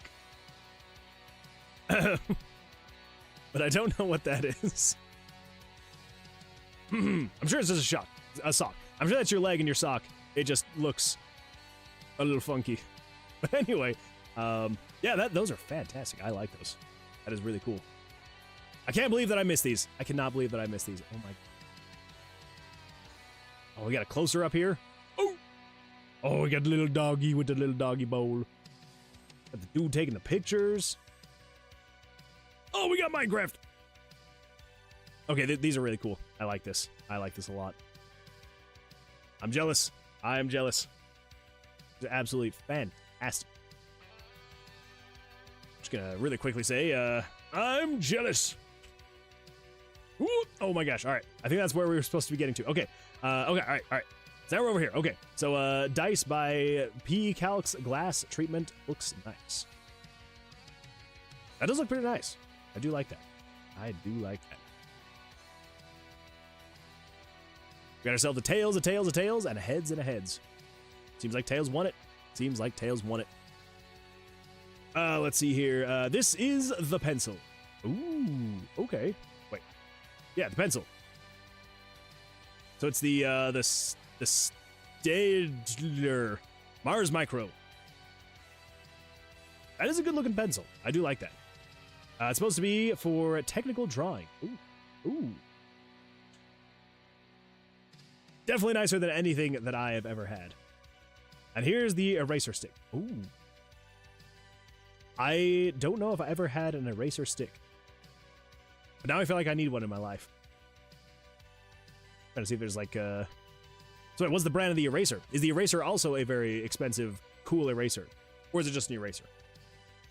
I mean, it's really cool. But is it as cool as a Steeler? I'm sure that's how it's said. 100% that's how it's said.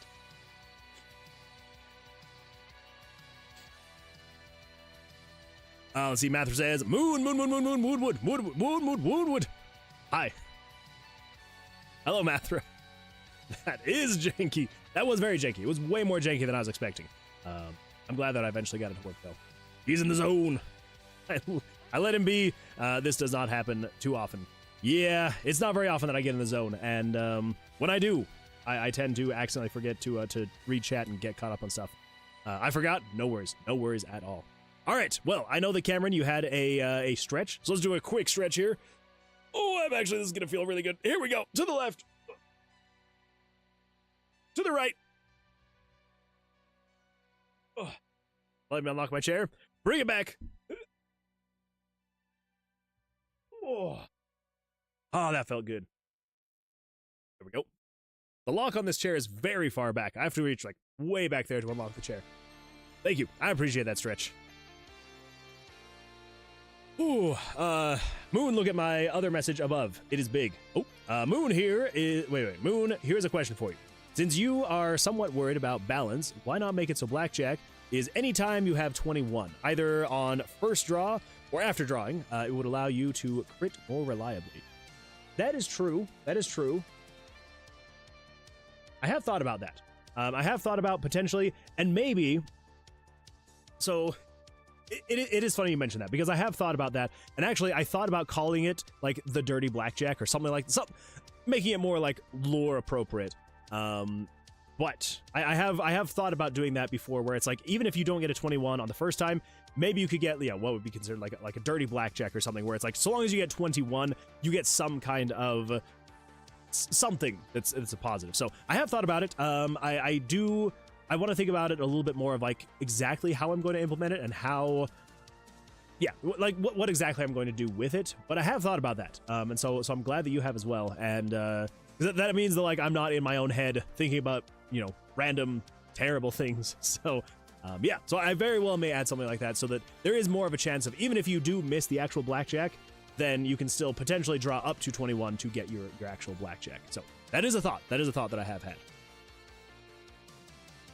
I just want to make sure, so if we hit, that flips, they've got a 9, and then we just need to continue with the actual drawing itself, which shouldn't be too bad. So if we come back over here to the stand, also look at art. Oh, that's true, there was art. I did kind of skip over that, didn't I? Over here in art, we got here, let's see, oh my gosh, we got all sorts of new stuff. This order of the Wand Keeper is canonical at this point. Hey, I like it. I really like that bow. That's a nice bow. Good pink. Good design. Love the extra long right here. Where's that part of the hair? No, that'd be a part of the bow. I love it. I love it. Absolutely love it. The hair also on all three of them looks fantastic. Very well done. Very nicely done. And let's see. Then at Moonwood Games. Oh. Hey. Is that what you're doing with the pencil? Very nice. You may need to clean up your chips a little bit there. Sheesh. You got chips all over this map. Okay, you get a little chip right there. A couple crumbs over here. Meridlan? I love it. It looks great, though. It looks great. I love it. I love it. Thank you for sharing. I appreciate that. I need to get myself a good pencil, apparently. Apparently, that's where it's at. Get a good pencil, and you can do amazing things. Unicorn Prime TV says, well, it's 6 in the morning. I have to go to work. See you all. Unicorn Prime TV, I appreciate you being here. Hopefully, you have an absolutely fantastic day at work. And, yeah, hopefully, we'll see you on the next one as well. So, good luck, and until then, take care. Mather says, the normal blackjack can apply the flinch that interrupts their attack, and a dirty 21 is a crit without the flinch. Ooh, that'd be kind of fun. That would be kind of fun, actually. I'm gonna have to experiment with some of these ideas, because I do feel like there's some good potential here in you know, what we could potentially do with the blackjacks. Yeah. So let's get the actual drawing of the monsters down now. So once we get in here and we get that flipped over, we then want to say, let's wait for 15 frames. That's all. Now we want to jump over here into the loops. So the loop here, this is where we're going to actually take care of the rest of the drawing. So I guess we do want to technically add +1 here, and then it loops through, draws the card, does all of this stuff. But instead of saying, if monster card is greater than or equal to 2, what we want to say, oh wait, let's see, Constantine of Rome says, I just added a upgrade menu to my menu, but it's going to be for skill menu, and you can unlock spells and so on. Ooh, that'll be a lot of fun. Sorry, I'm eating Pringles, but I'm watching it still. I saw. No worries at all. Enjoy your Pringles. I wish that I had Pringles as well. If you wouldn't mind bringing some by, I would happily take some. I'm gonna get some eggnog.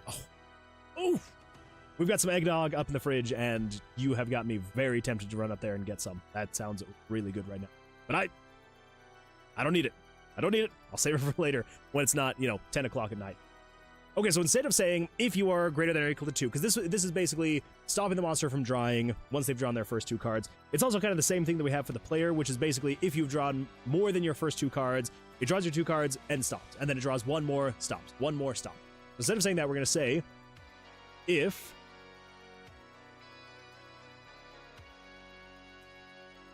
we only want it to break the loop if it is greater than or equal to 17. In Blackjack, if the monster is at 17, they have to stop. So 17, 18, 19, 20, 21, any of those numbers, they cannot draw anymore. So, and to be fair, like even if you're a player and if you hit 17, chances are you probably want to stop as well. You can still go, but the monster cannot. Once the monster hits 17 or above, they cannot do anything more. So if you are equal to or greater than 17, we want to change this from 81 to 82.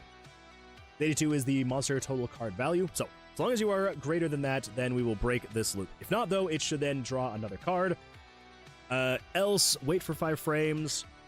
I guess that makes sense, yeah. Wait 5 frames, do that whole thing. There you go. Okay. So we break the loop. And then right here, this is basically the end of where it's going to get right here. So let's just say wait for 999. Now this is where we need to take into account actually if the player wins or the monster wins. But I just want to see if he actually starts drawing cards again. And if so, will he actually stop at 21 or whatever it needs to do? Let's come over here. I draw my cards. He draws his cards. Ooh, this is a rough one. Okay, well, I'm going to stand. So he should flip his card around. 12. I think we want to have a little bit more of a weight there. A little bit more of a weight, I feel like is necessary there. So down here on the stand, instead of waiting for 5 frames, I think what we want to say is wait for 20. Yeah, we'll wait for 20. 20 is the max amount of time that it would take for the card to get from the draw pile up to his hand. I feel like 20 is enough, though. I feel like that should be fine. That should be all right. So let's come over here. Let's test that again. Let's just make sure that it's not going too fast. I want it to be fast enough to where, like, to where it's not tedious to like wait for the cards to go, but not so fast to the point where like you can't comprehend what is happening before it finally happens and you're either dead or you attack. So let us stand here. He's gonna do 10. He's gonna draw another one. Well, he'll only drew one more, so that was kind of difficult to actually know if he had that. Also, I just realized the other thing we want to do.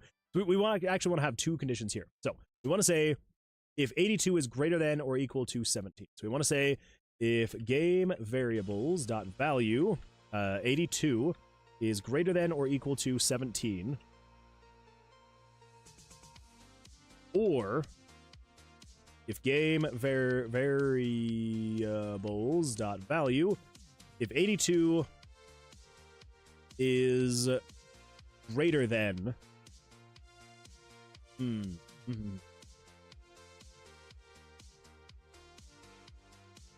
what should we say? If 82, should it be greater than or equal to the player's hand? So we want to have it tie. But I'm trying to decide if we should make the monster draw again. So let's just say, for example, if your hand is, let's actually do this just so I can visualize it better, because I want to make sure that like we have this fair and feeling good. Let's do a width of 150. Whoa, 150. A height of 75. Sure, that works. So let's just say, for example, if the monster's hand is equal, to, let's say, 14, and the player's hand is also equal to 14. So we want to say, because technically the monster is tied now with the player. We want to say that the monster has to beat the player. I almost feel like we want to say the monster has to beat. The monster has to be greater than or equal to.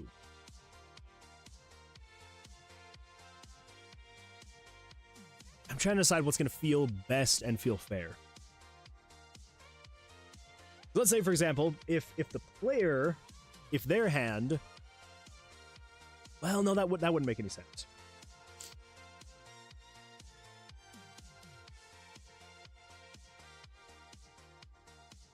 Yes, let's say this. If the monster's hand, if they are, oh man, okay. Yes, let's say if you are greater than or equal to 14, then we will proceed, because that means we could either do a tie if they are the same, or if they are greater than, then they win. I think that's gonna be best. Yeah, that's gonna be best. So, so if you are greater than or equal to 17, then you have to stop. Or if 82 is greater than or equal to game variables dot value 35. For the follow, hypergamedev _ Hypergamedev, thank you so much for the follow. I appreciate that. Thank you. Glad to see you here. And yeah, appreciate that follow. Thank you. Let's see. Where did I drop off at? Cameron says, crit first roll could gain advantage. Do something like that as well. And we could also kind of link these to skills as well. We could have a specific skill that like alters how the blackjacks work. So we could even have a skill where it's like on the first level, it allows you to actually get blackjacks from getting to 21 without, you know, having it be like an actual blackjack at the first hand. Or we could have skills that also like add different, you know, mechanics to getting a 21 but not necessarily being a blackjack. And vice versa, you know, we could also have different skills where like when you get a blackjack, it does other things depending on the skill you've unlocked. We could do that as well. Hootie Hen says, well, hello, welcome Hootie Hen. Glad you're here. How's your week going so far? How's your day? Cameron says, am I the only one who wipes my page when I'm drawing randomly? I'm glad that it's your page you wipe. I was worried you were going to ask a very personal question. I rotate my digital canvas a few times when thinking. Oh, I've done that too. Yeah.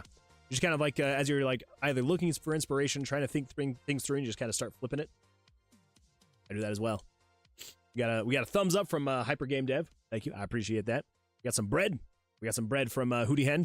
And Mather says, LOL, you can call it Dirty Jack. Oh my gosh. We could call it DJ for short. Good old DJ. Good old Dirty Jack. I really like that map. I slept all day, but my cat's been annoying but cute. That's fair. That is fair. I know the feeling. Mine is the sleep. Just cats being annoying. And maybe not necessarily cute. I'm not much of a cat guy. I like cats, don't get me wrong. I'm very allergic to them. And so it's very difficult to live with a cat. So sometimes she's very frustrating to me.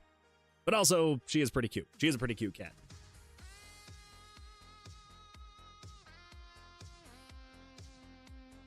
Let's see, Constantine of Rome says, I'm from Ontario, Canada. Ooh. Do you like it up there? Is it cold? I feel like it's got to be pretty cold up there right now.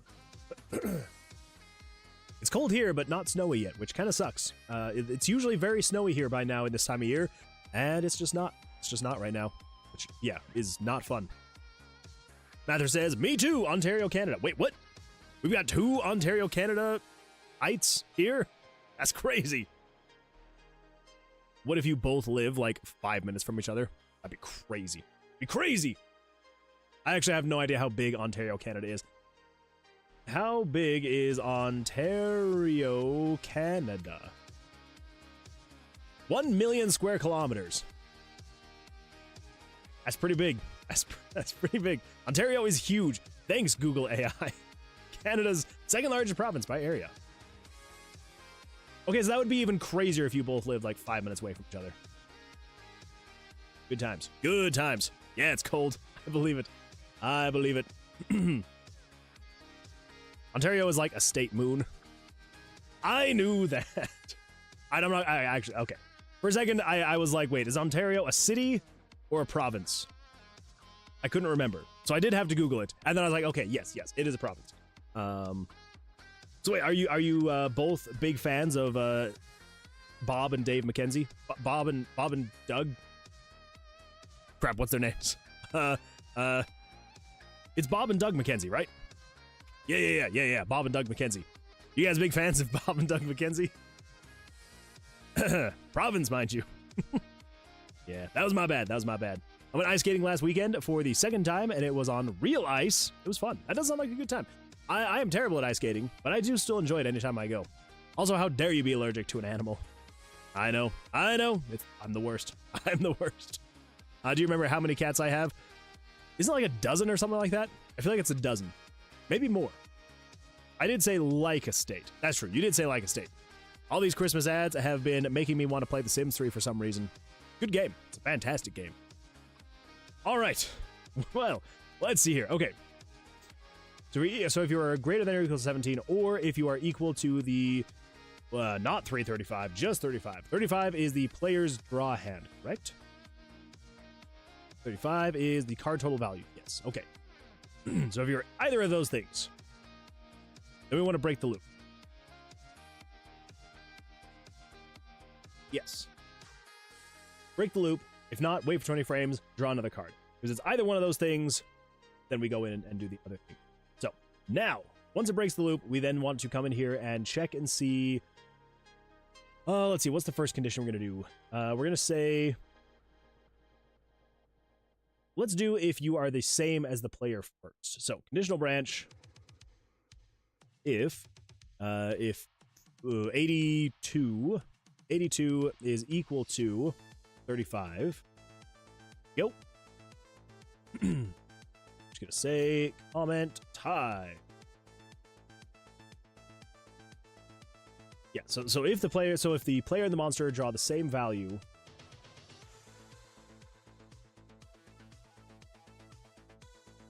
wait, it is or, right?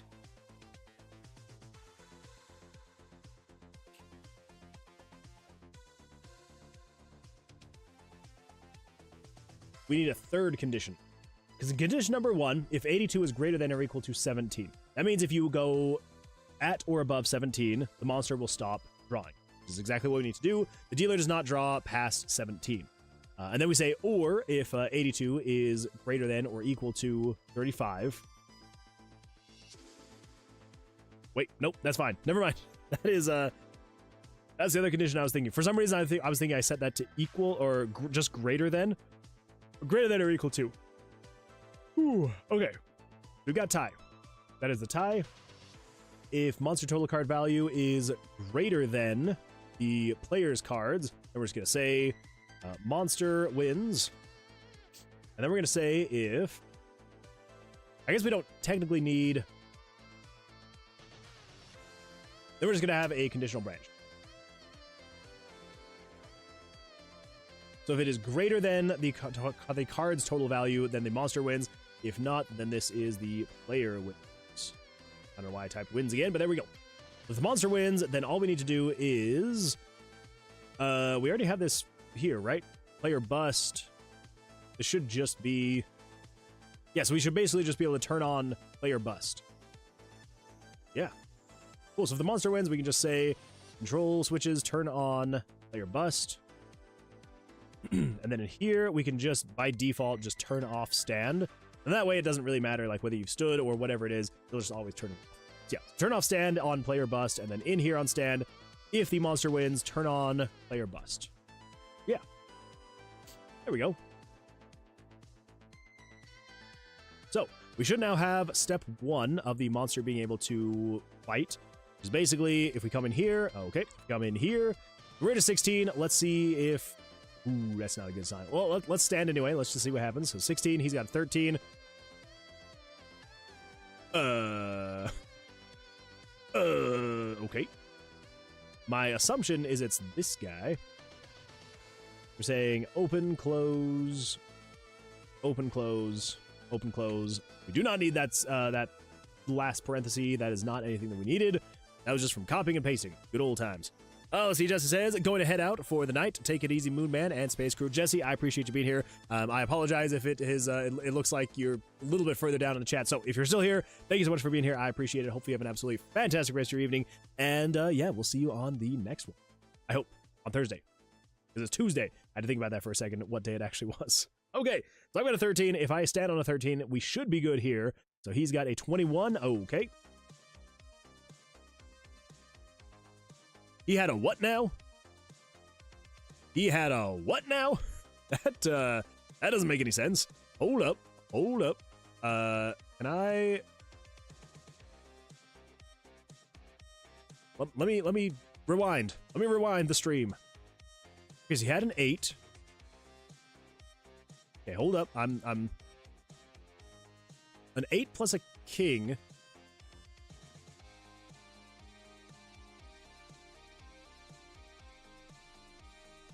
Oh, that's what's going. Okay, okay. I was very confused because, yeah, so if you remember, the number, it said it was an 8. He had an 8 on top, and then it flipped over and he had a king. And I was like, how would a king plus an 8 be a 21? That should be an 18.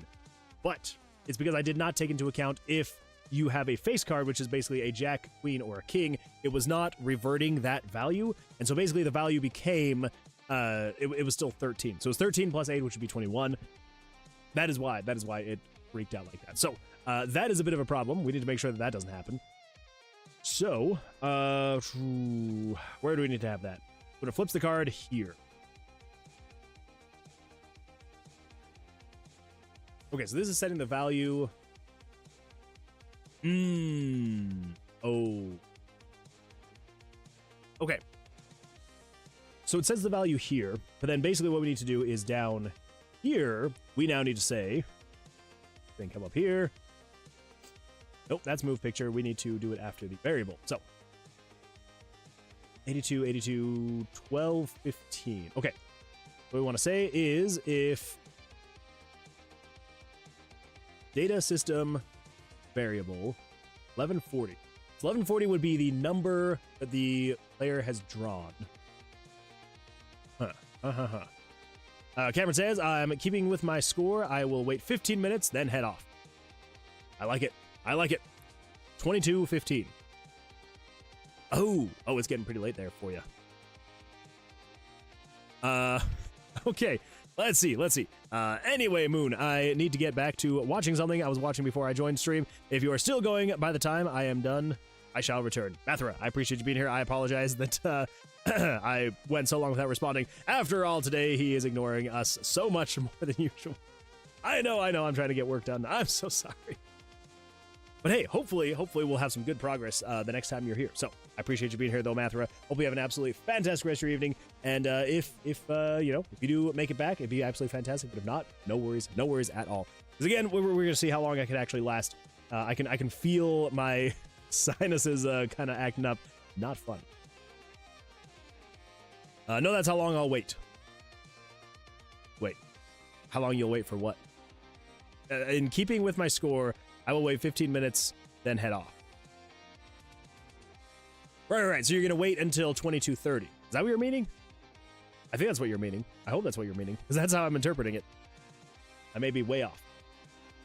Okay, so we don't want to say the data system, though, because we basically need to take this exact same thing that we have up here, which is basically just saying take the variable's value of not 1140, but 1215. And then we want to slice 6 if you are equal to 11. And game variables dot set value -1. And we just need to repeat that essentially here. We should just be able to replace all the way up to... Whoop. Did I get the slice, though? Yes, I got slice. Okay.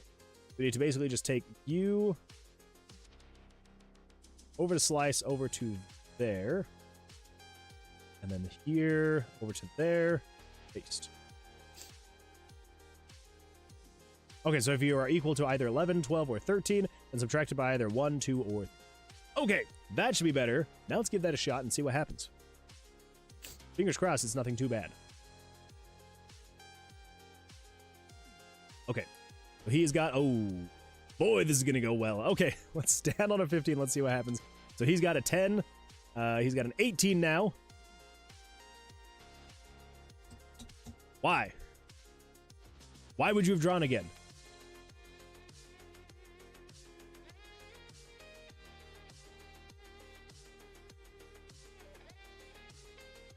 Wait a minute. Wait a minute. I think I know why. Because after it flips the card, he had an 18, right? So he should have stopped. But I'm not taking into account anything else until after he draws another card. So basically, he's required to draw another card every single time. So we need to add another condition right here. We basically just need to say, copy that, and then up here at the top, after it flips all this stuff, we then just want to say, if variable 82 is greater than or equal to 17, so long as... Okay, yeah. So if... that's fine, yeah. We'll just leave it like that. Leave it like that. Don't break the loop, though. We just want to say, jump to label, no more draws. Sure. That works. Then down here, we want to say, we basically just redo that same thing. So then label, no more draws. So basically, it'll just say, just skip over all of this stuff right here. Actually, it's fine. Let's do it properly. Yeah, because right here in the loop, it goes all the way down to here. Oh, wait, no, it's still in the loop. Well, that changes everything. Never mind. We're doing it this way. We're doing it that way. Here we go. All right. Cameron says, no, that's how long I'll wait to go to bed. No, 22 minutes, 15 seconds. Oh, okay. I thought you were telling the time in military time. That makes, or a 24-hour time. That makes way more sense. Well, I appreciate you waiting. Thank you, Cameron. Thank you. Booyah Grandma says, well, first of all, welcome. Glad you're here. Says, I realized I raided you the other day and ghosted. Sorry I had to rush out the door. Booyah Grandma, you are totally fine. No worries at all. I get that 100%. I've had to do that after a few raids as well. So I just appreciate the raid. I appreciate, you coming in, and even if you had to raid and run, it's usually an invitation, not that anyone would need an invitation, but usually an invitation that I offer to anyone who raids is just, I appreciate it, but if you got to raid and run, no worries. Yeah. No worries at all. But I do appreciate the raid. I hope that your last stream went well for you. I don't remember seeing. Were you live today, or not? Yeah. I appreciate you being here. Okay, so let's come in here and let's just see how this is going. Of course, there we go. Okay, we've got an 18. He's got a 2. Wow, this is going to be a fun one to see if he can actually stand on. Let's see what happens. So if we stand, he's got a 5. Okay, that's good. 8, 6. 5. Crap. Okay. There's obviously a bug because it's not then continuing with the actual stuff. So let's just see what happens. So I've got a 7. That should be more than easy for him to get. If we stand on a 7, he has a 3. So he should be able to do an 8, stop on an 8, he attacks. Awesome. Now, I need to find out what it is that's not turning off that then is taking us back to the start. The player bust. And turn off player bust. I think we may also need to turn off B. Maybe that's what the problem is.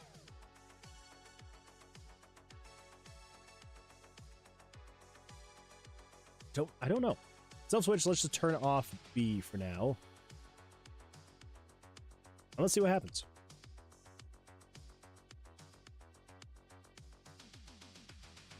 Got a 12, he's got a 3. Okay, let's stand on a 12. Let's see what he gets. That's 5, 8, 9. Still nothing. Still nothing. Okay. Well, gotta find out. Let's find out what's going on here. Find out what's going on here.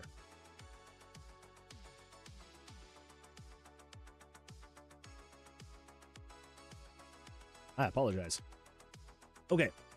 Yeah, so let's take a look. Let's take a look. So we need to find out some things. First and foremost, okay, all right, there we go. So it should have been on this page, player bus. It should go through all of his stuff and then turn stuff off, prepare for the next thing. Let's see what else we have that may be turned on. So player blackjack should be turned off. So 156 should be turned off. Let's come in here. Let's check some things. Okay. Come on, there we go. Switch 156 should be turned off. 156 is off. Okay. 155 should be off. 155 is off. I'm gonna go check. Oh, and 154. 154 is also off. So now we want to check switch A and B and see what's going on there. So this event is event number. So it's map 9, event 35. Map 9, event 35. So we want to say game self switches. I want to set the value. We just want to check the value of map 9, event 35A. What are you? A is true. What about B? B is false. That should be what we need then. A should be on.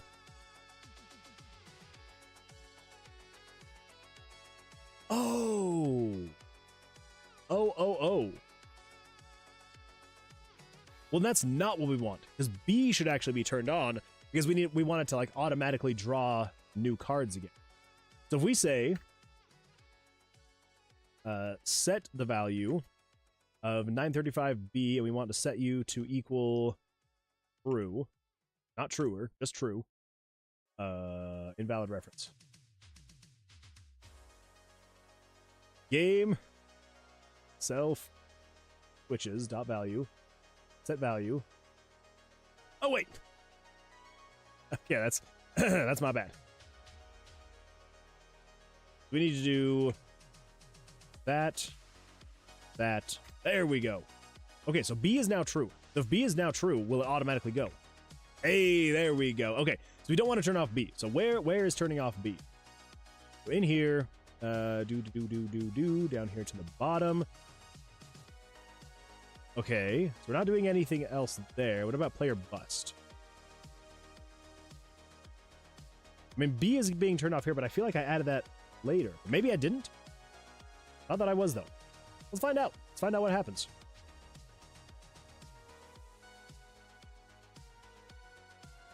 Okay, let's come over here. Let's see what happens. So he's got a 4, 9, 13. Something is still turning off that self-switch. What on earth? This is the monster draw. Okay, nothing there. This should be just a backup. That turns on B. That turns on B. That turns on stand. here. Anything turning off self-switch B. That turns on another switch A to true.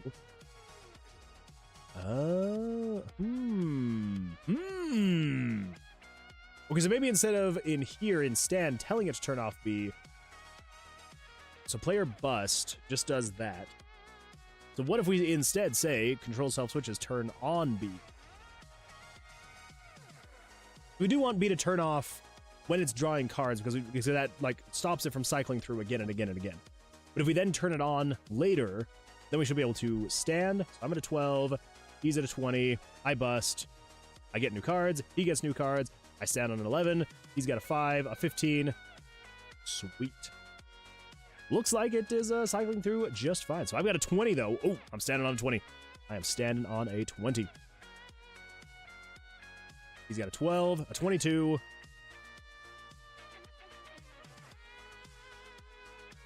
Oh. Ooh. Okay, there's another one. There's another one that I realized I messed up on. So no more draws. Now down here where it jumps to no more draws.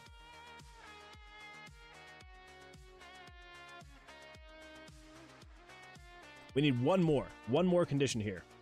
We want to say we've got tie, and let's also say if monster total card is greater than or equal to 22. So if the monster has gone over 21, we also then want to say the monster has busted. Monster bust. Okay, we'll take that into account and do all that fun stuff later. For now, so we got player bust and then monster bust. We're going to say just turn on another switch called monster bust. I think we already have a switch called that. Monster, spawn monster, hit monster, dead monster, saving throw, monster blackjack, monster bust. There we go, monster bust. So turn on monster bust. There we go. Booyah Grandma says, maybe later. There. Cameron says, I do operate on 24-hour time, though. I've never been able to wrap my head around it very well. Usually with the later hours. I'm fine with like 13, 14, 1500 hours. Then as soon as I start getting into like the later teens, I'm always like, wait, what time is it actually? And then once I get to like 22, I'm like, okay, that's easy enough. 23, obviously. Yeah, I'm terrible at 24-hour time. It's not good. Not good. Let's see. Stayed later is how. Wait. Stayedler is how you pronounce it. Okay. Stayedler is definitely a niche brand. I believe it. I've never heard of it, so I do believe. Let's see here. Constantine of Rome says, I at least want to finish the quest system. That's fair. That's fair. And yeah, and honestly, like being able to finish off systems like that is it is a very great feeling to be able to do that. So I believe in you, though. I believe in you. My lights just blinked. That's kind of creepy. Is it stormy where you're at, or just does that just happen sometimes? Okay, so if monster bust, player bust. We got player bust, we got player blackjack. So I think at this point we now need to do a couple different things. Yeah, this is where it starts getting a little bit confusing because there's a few systems that kind of rely on other systems, and I can't do one system until I do another system, so what the... Oh, okay. Whew. It was just an email from Google, and it was like, correction about Google Play developer payment policies. And I'm like, what? And then I realized it doesn't really affect me anymore. So. Ooh, tie. The tie. The tie, I feel like should be easy enough.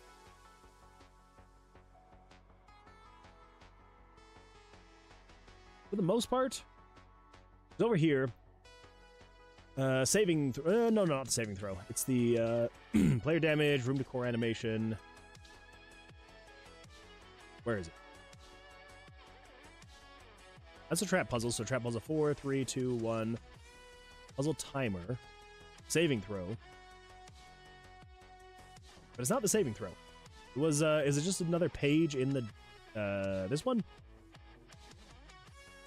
Tie. Cards drawn. Saving throw, but that's an old backup. A lot of these are just like old backups just because I was like, oh, well, just in case we need it. I can probably delete a lot of these. Shouldn't be any of these. These are also old backups of things. Portal puzzle interaction. That is not. Puzzle portal automation. Portal puzzle timer. Okay. Where would I have put this? Player damage. Monster card draws. The mini boss draws. Player damage. Room decor animations. Menu item / skill tree. Perk tooltips. This is the input / movement. So it shouldn't be in here. I swear it has its own thing. Dice move. Monster animations. Card draws / attack. It's not in here. Saving throw.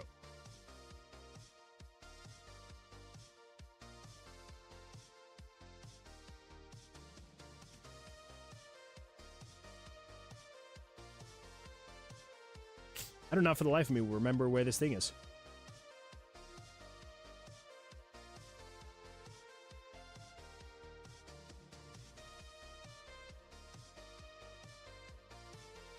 Okay, I don't need any of that. That is all just whatever. Whoa. I have no idea what was going on here. Horrible stuff, though. Deleted. New layout IDs. Another one that just does not seem correct, so deleted.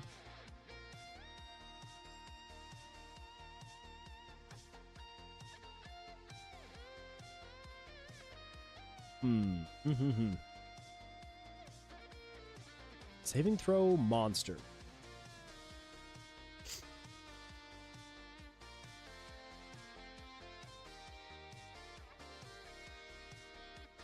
I have no idea where it is. Yahtzee, that's the old one. That is the circular selection. Trap Puzzle 4, Trap Puzzle 3, Trap Puzzle 2, Trap Puzzle 1. This is the Trap Puzzle timer. This is the saving throw. This is just when you're like trying to leave combat.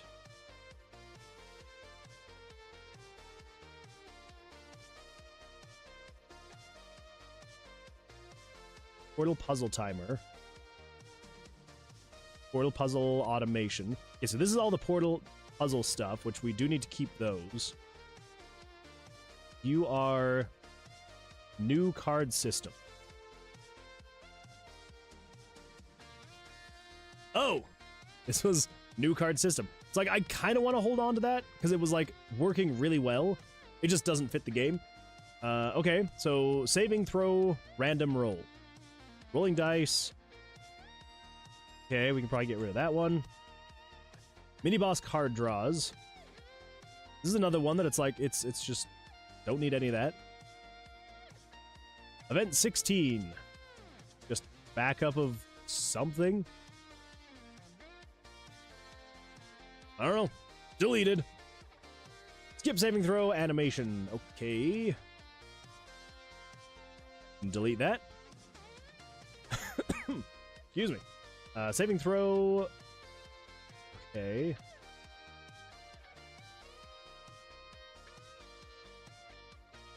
Jump here if skipped. Okay, this is all just saving throw stuff for the monster itself, though.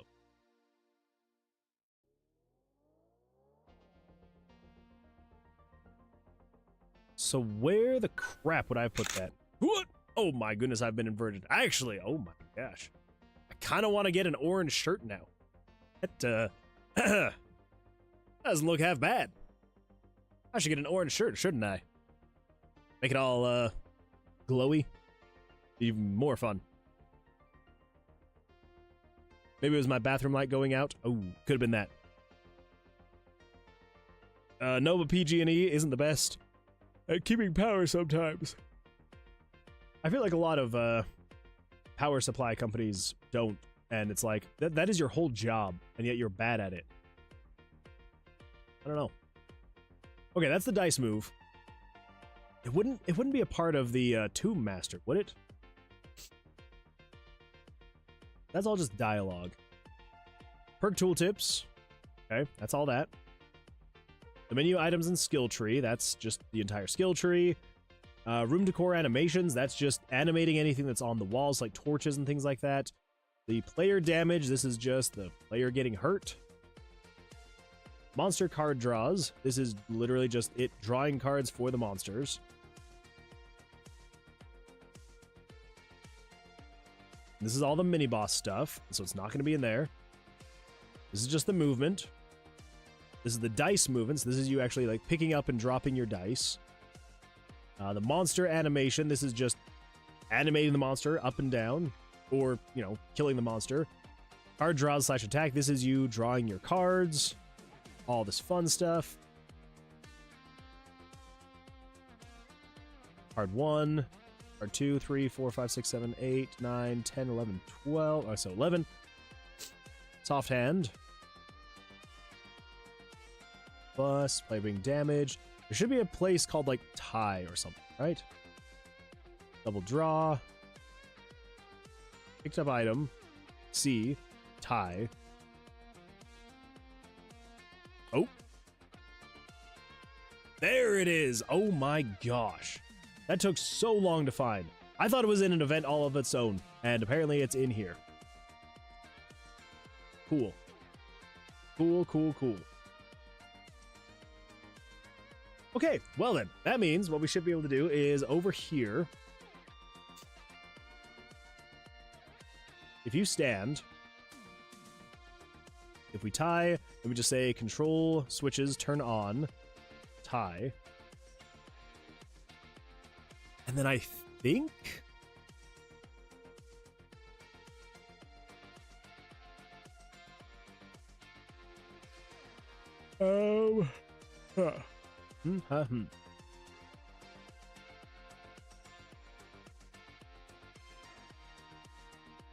here's what we're gonna do. We're gonna come over here to the card draws and attacks. Come over to tie. Copy that page. Set you. Okay, you're already action button. Well, that makes me think that you're like an even older.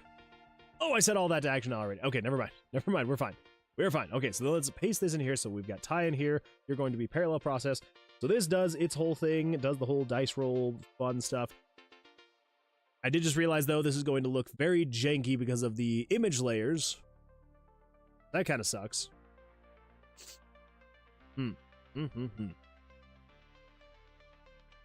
Should be all right, though. It'll look janky, but should be okay. It at least gets us to the point where we can kind of like start messing with that a little bit, right? Come over here, and we just do a little bit of dish. Now let's actually turn this full screen back on. I also just realized this is going to be kind of a nightmare to tie. Test that.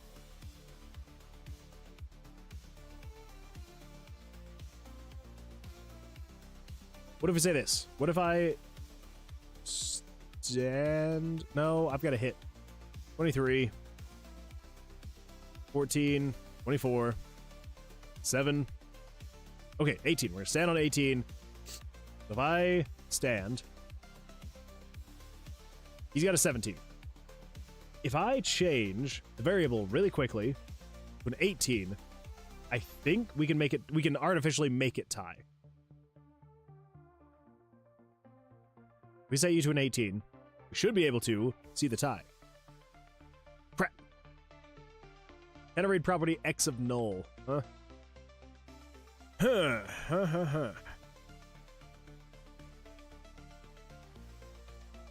It's probably because of what I just did. Now we'll never know. I was trying to find... I was trying to read the X value. Get crashed! It, yeah. So I was trying to read the X position of a null value. Which I don't know where that would have been. I don't know what would have been trying to do that. It is, again, probably because I messed with it like that, so let's do this. Let's just say...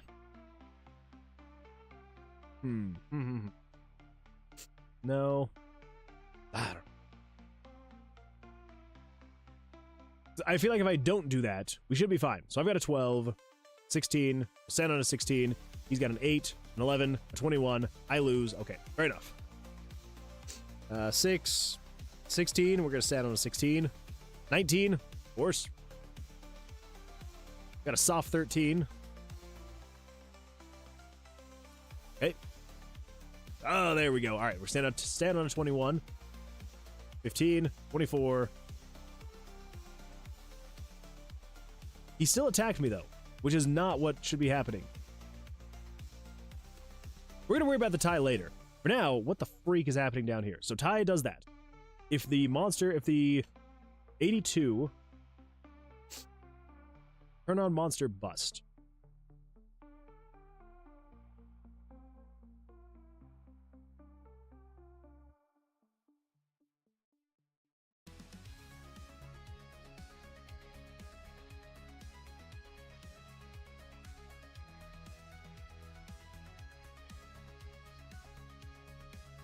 Oh, I think this is complete speculation. I think what's happening is it reaches this and it says, hey, is this variable greater than or equal to 22? It says, yes, it is. So turns on monster bust. With RPG Maker, it will keep processing. Even if you switch pages, it still processes just a tiny bit more, a tiny bit further on the page, just a little bit. And so I believe what is happening is it then is going down to the next spot and saying, hey, is the monster's total card value greater than the card total value, which is the player's total card value? And if it is, then turn on player bust. I think that's what's actually happening. I think what we need to do is we need to say exit event processing after here. We need to exit event processing after here. We need to exit event processing after. I think that's what's happening. I could be wrong. I could be very wrong.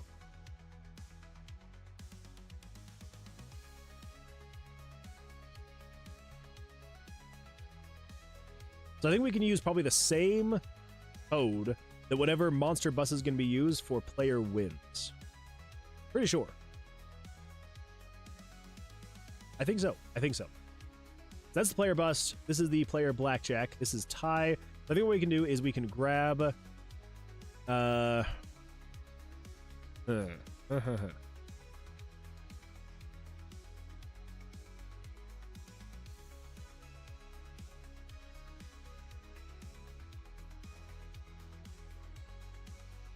Let's do copy paste. So I'm trying to think of how we're going to want to have the player actually winning. So this is going to be if what was it called? Monster bust.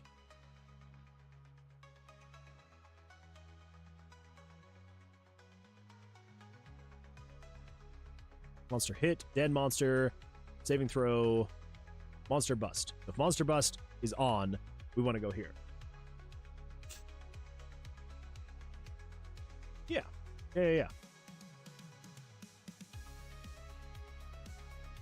Okay. Monster attack. It loops through here, right here. Let's cut that and move it up to the top. This one's going to be called remove monster cards. Instead of going to 130, we're just going to say reduce you down to like 50. Instead of having the cards grow, we're going to have them shrink.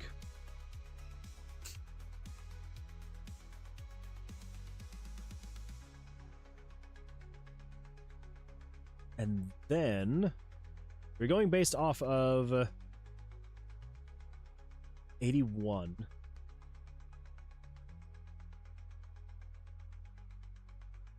Okay, so then it's going to go through backwards, bring the cards down, erase them, and then once there's no more monster cards left, reset.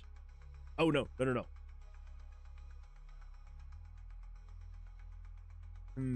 Okay. Let's actually make a copy of this now. Here. This one's going to be attack monster.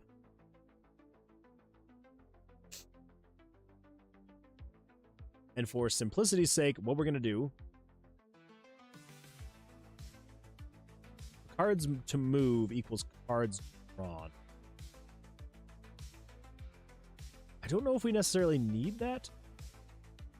I mean, I think it has something to do with here. Yes, because the cards move. Oh, okay. Actually, no. Here's what we want to do. We want to cut that and put that there. So attack monster. So what we want to do is we want to loop through here. And we want to say move picture 100 plus 1080. But we don't want to move you to 640 by 784. What we want to do is we want to come over to where the freak. There we go. Upscale this to 400% so we kind of know where we're going. And then we're going to take this to center it. And we'll put it like, I don't know, here-ish or something. 194? Yeah, sure.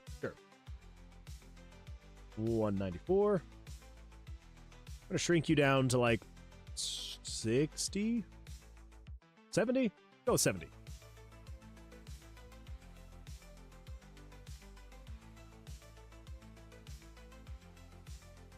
Move you in like 10 frames. So basically we're taking the cards from down at the bottom, moving them up to hit the monster.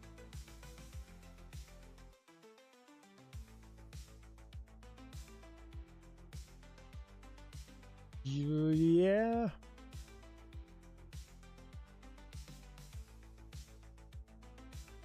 And then cards to move -1.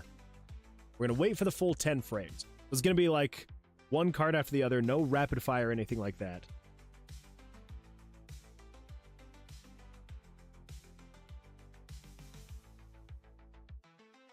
So as soon as you hit, actually put that down there. So as soon as you get up there, wait for 10 frames, and then we want to say we'll reduce you down to 0 opacity, 80, something like that. Sure. 90. Yeah, sure. 90. And this is where we need to actually be damaging the monster based off of the card that we have drawn. So, how are we going to do that? So basically what we have is we want to... Oh, man. How are we going to do this?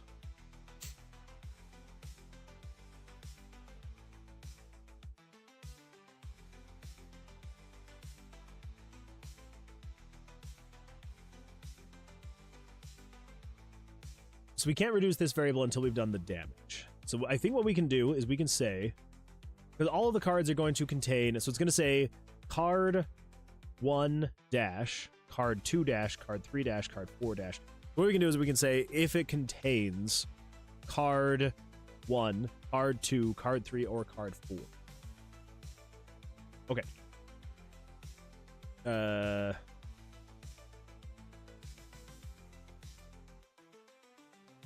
Let's see. If a string contains, not a substring,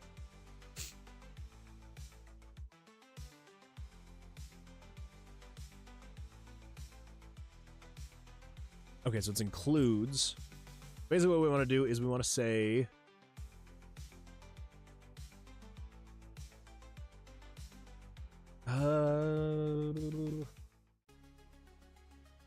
yeah, we'll do that one. Let's just dot includes and then the character. Not too bad. We can figure that one out. Over here, this is where we want to determine what it actually is. So, script. If. Let's see. What variables do we want to go off of? What variables do we want to go off of? Constantine says, so the NPC can spawn, give you quests so far. Ooh, nice. I just need to make more monsters. There you go. Yeah, honestly, like, half the battle is getting the systems in place, like a quest system.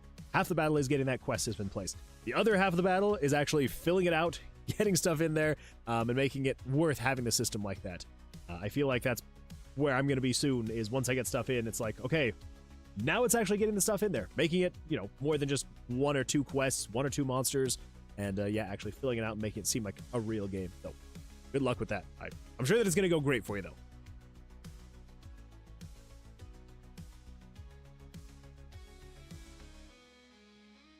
So we want to check image.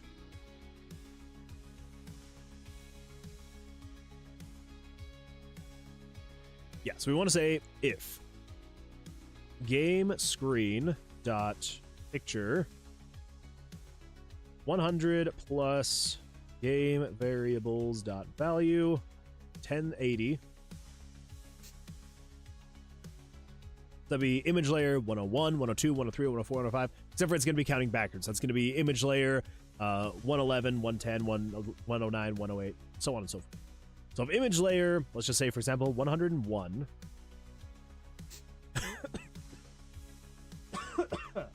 Oh, excuse me. Woo. We're good. We're good. Everything's good.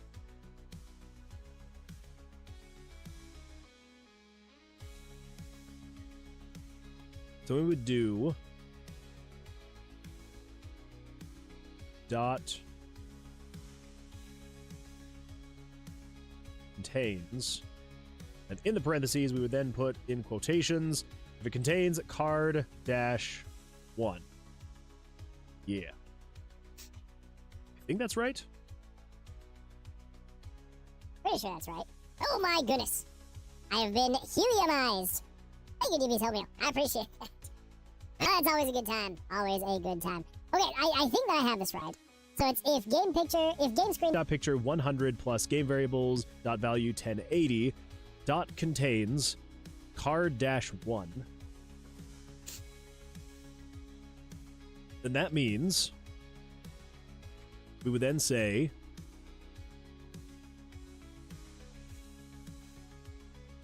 yeah, here's where we now actually want to try to decide what we're going to actually do here.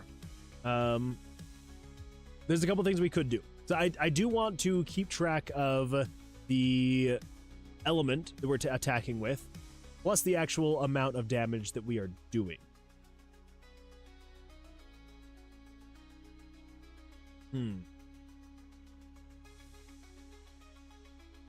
So how am I going to do this? We could say,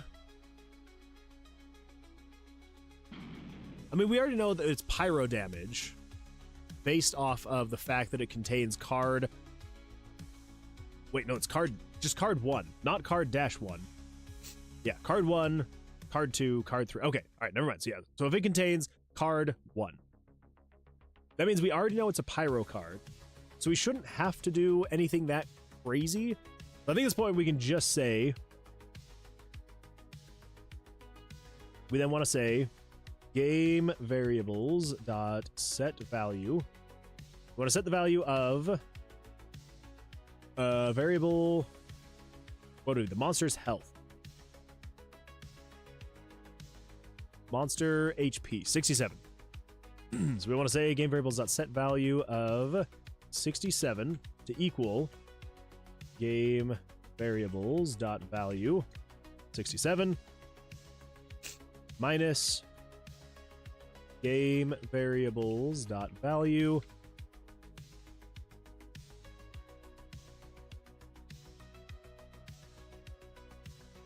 what is it, like 1180 or something.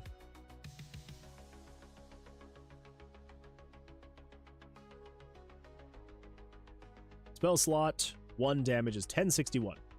So close. 1061. Yes, that way we are removing whatever variable that is. Okay, yeah. Okay, that should be good there. Now we do also have to take into consideration, I believe we have a variable over here, which is the player skill, luck, vitality. Okay.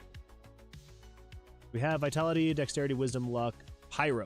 The pyro, that's the prereq though. We don't want the prereq. We want the stat mod. The stat mod for pyro. So the perk stat mod for pyro, this is going to be actually, this is specific to just whatever temporary stat mod you have for your pyro. This isn't your actual skill slot. This is just the cards you're drawing in the tomb, temporary cards. We also want to say plus 665 here's what we're going to do. We're going to say set it to that minus, and then in parentheses, we're going to say 661 plus 665. 1061 plus 665.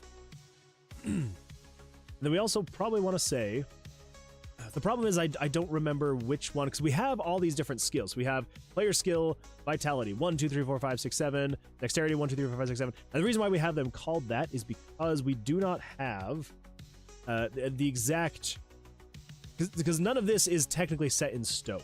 So some of these could positively affect your spells. You could potentially, there could be a spell in here at some point in time that would impact your pyro damage. But I don't think that's actually, I mean, it's not a thing we currently have. So I think we're actually gonna maybe not have it there. So I think we actually should be good. We're just gonna do, yeah, we're just gonna do this for now. Just say game variables.value 1061 plus 665. Okay. That is specifically if the card that you are attacking with is equal to being a pyro card. And then just to, even though it's going to be an absolute nightmare, we're just going to do this to save on screen real estate, on lines of code. We're now just going to come over here, copy that. Actually, let's come in here. I'm going to save that, because nothing would be worse than having the game crash, having RPG Maker crash. I've had that happen before, where I've gone crazy, doing all sorts of stuff, and then I never went in and saved, because I'm like, you know, I'd hit apply on the event, but it never was actually saving it, and then I lost a whole bunch of work because the engine crashed. Okay, now we come over here, and then we want to say else if. Go. So else if.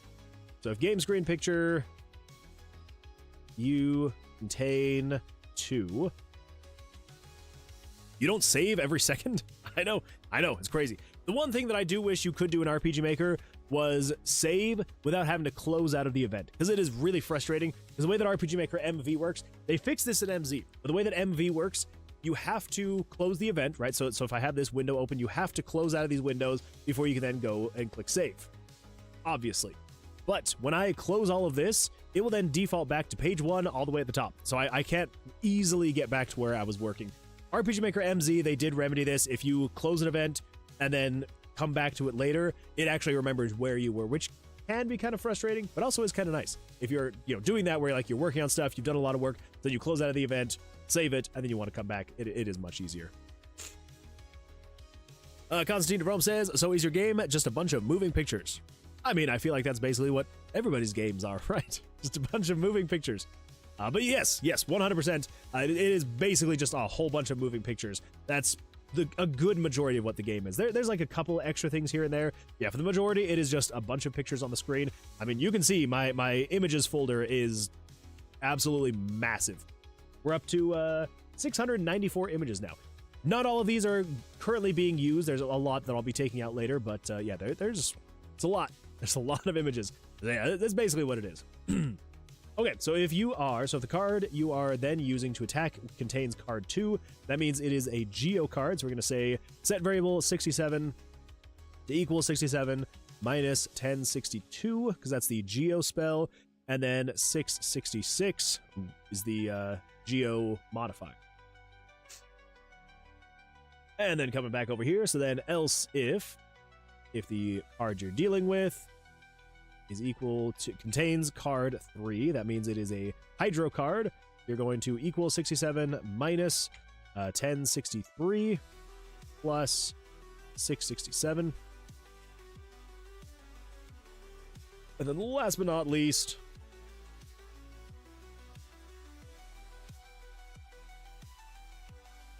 I think I need to do else if, right? There needs to be another else if. Yeah. So else if. Okay. Sometimes the ifs and the elses and all that stuff, it just kind of confuses me a little bit. And sometimes I have to sit here and second guess exactly what I'm doing. Okay, 1064 and then 668. Go. Okay. So that should take into consideration whatever card you are currently using. That is what it's going to actually use. So it's either going to be using pyro damage, geo damage, hydro damage, or necro damage. That's all that is doing right there. And just for good measure. Okay, let's see here.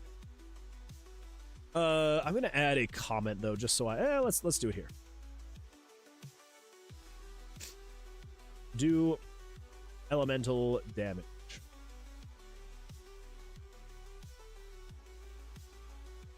Now let's see. Medusa says, jargon, the lot of it. It is a lot of fun jargon, isn't it? Good time, good times. Okay. Then cards move -1. Then it checks through here. Medusa says, hey, hello, welcome. I'm glad you're here. How you doing? Hopefully well.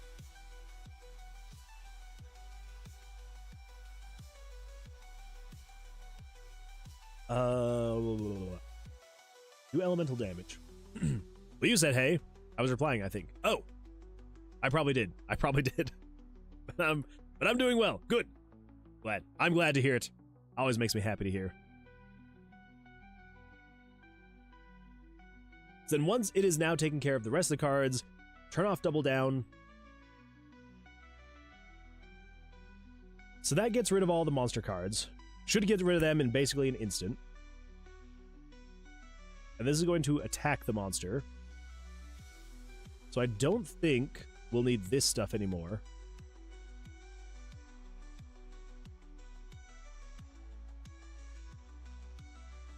Wait. What is variable 62? 62 is... Wait, is it 62 that I'm affecting? 67. Okay, all right. 67 is the monster's HP. Okay. Whew, I have that right. 67 is the monster's HP.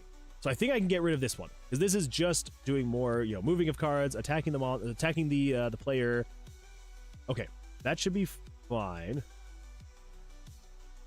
But I think what we can do instead is I should be able to... Let's just get rid of that loop. Okay, get rid of that. Okay, so that is if the monster busts. Let's try it out. Let's see what happens. We'll see.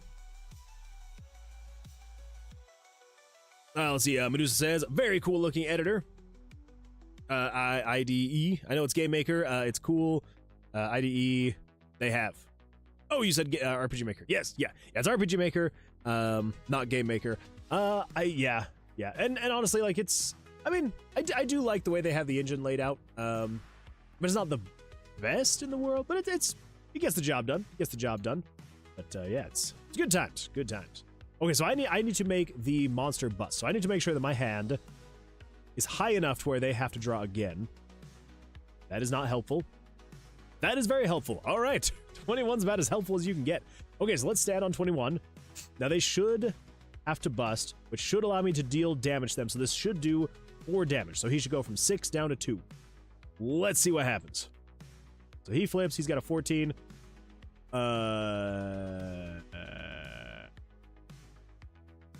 What?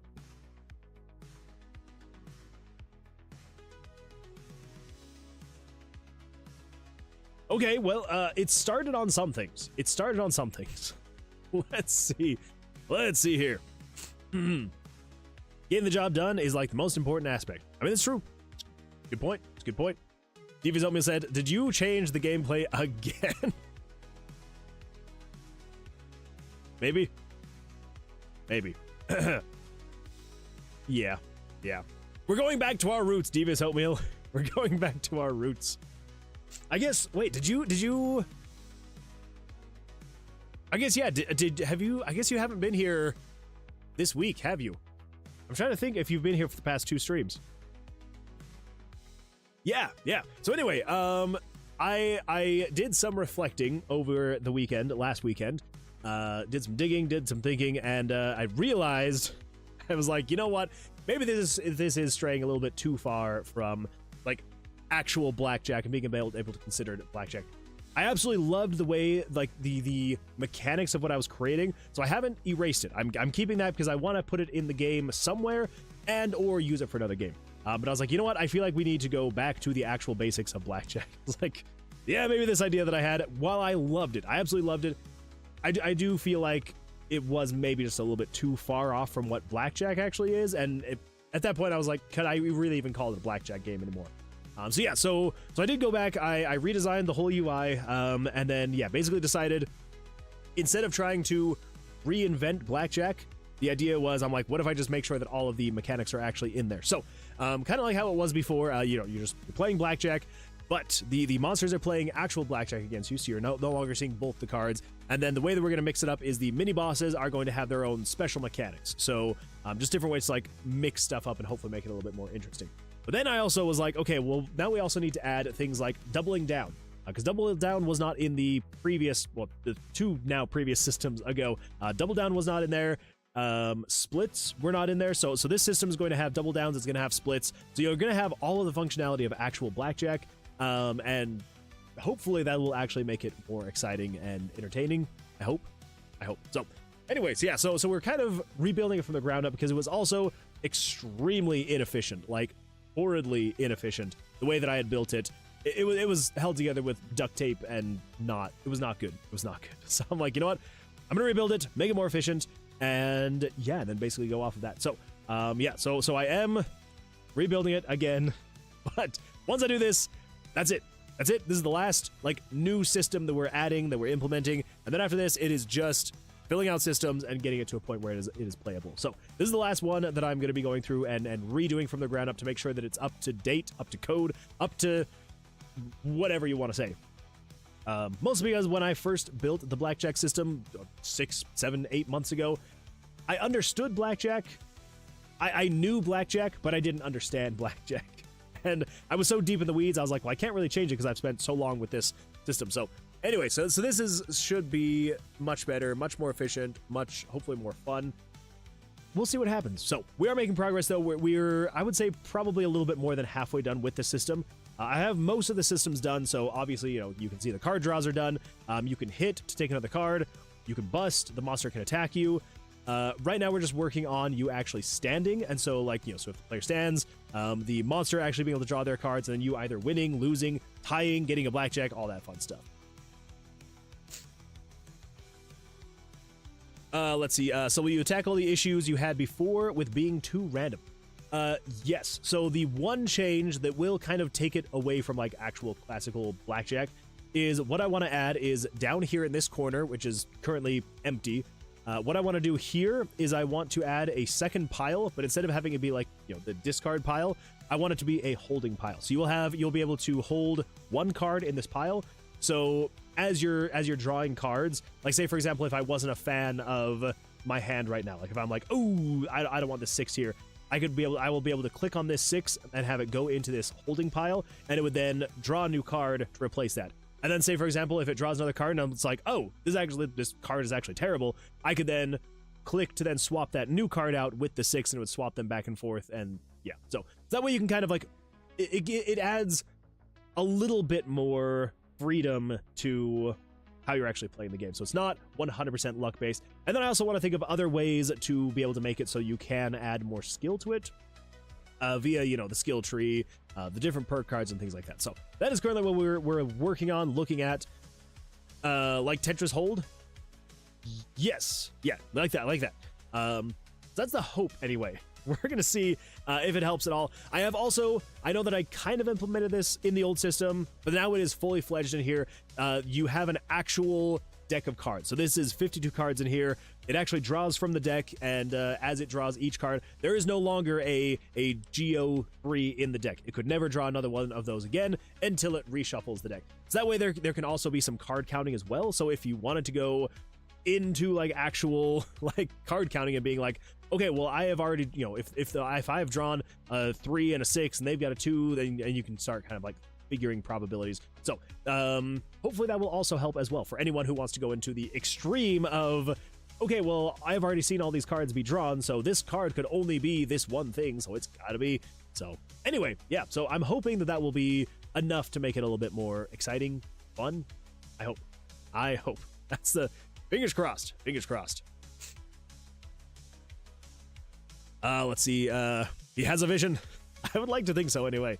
Don't think I have. It's been a big burst of realization since Balatro. Yeah, it really has been. A lot of realization. Utilizing century long gameplay mechanics crossed with video games. I'm literally doing the same with chess. Oh, that's a good time. But using the mechanics. So will you tackle the issue you had before with being too random? Let's see, as the mechanic, probably. So things need let's see, that's what I was testing for, but also just have fun.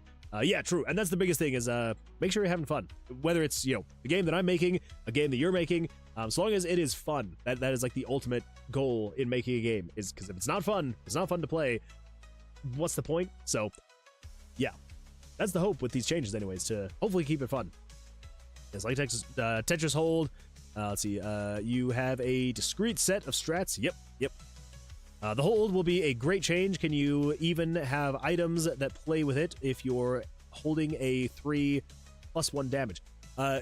Yes. So there are other ways that we could also manipulate things. Like we could have certain, excuse me, we could have certain perk cards and things like that that can change your deck as well. The other thing I was kind of thinking about is utilizing some type of items where, say for example, if you're like, I say for like if you weren't much of a pyro build, you could do something along the lines of, if say for example, if you wanted to swap out this pyro card with a geo card, maybe there's a kind of item you could drag and drop on top of the card, and it would then change it to a geo card. So you're doing your geo damage instead of your pyro damage. So there's definitely ways that I'm thinking about making it so you can change it, adjust it, and all that fun stuff. So yeah, definitely the hope there. Okay, so what was I testing for? Oh yes, trying to make the monster bust. So let's hit again. So we're at a 14. Let's hope. Dang it. Okay, we got it. Oh yeah. All right, 20. We've got this. We're at a 20. Let's stand. There we go. 12. Okay. So game screen dot picture contains. So dot contains is not a function. Okay, so I have this incorrect. That's all that is then. I have this incorrect. So over here, do elemental damage.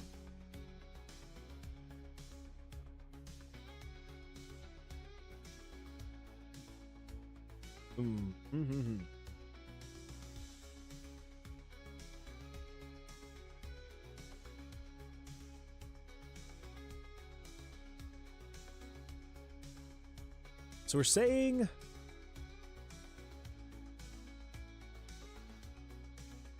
oh, wait. So do I actually need to say, I think I maybe need to move this over.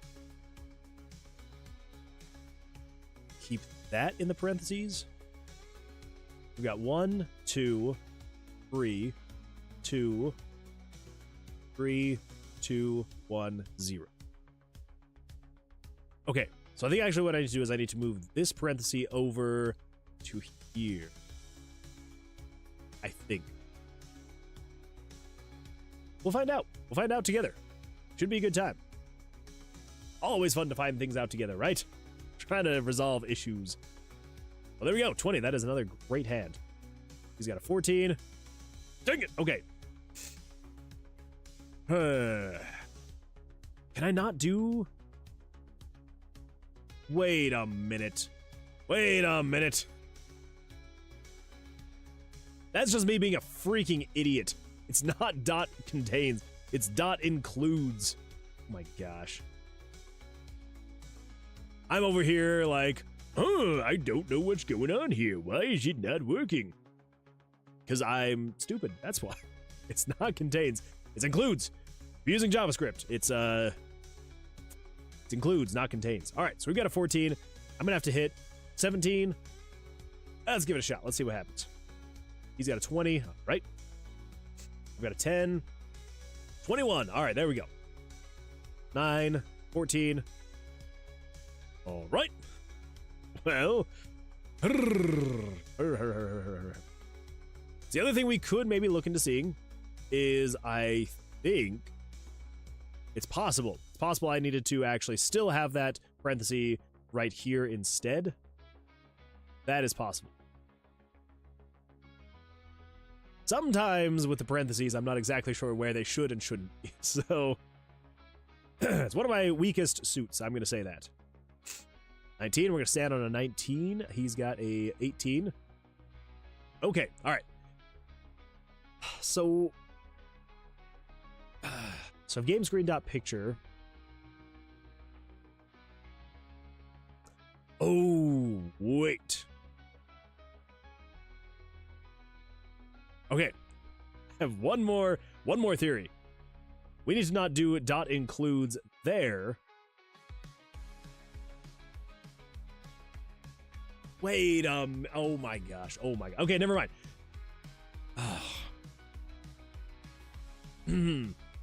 We need to say if game screen dot picture 100 plus that variable and then dot underscore name dot includes.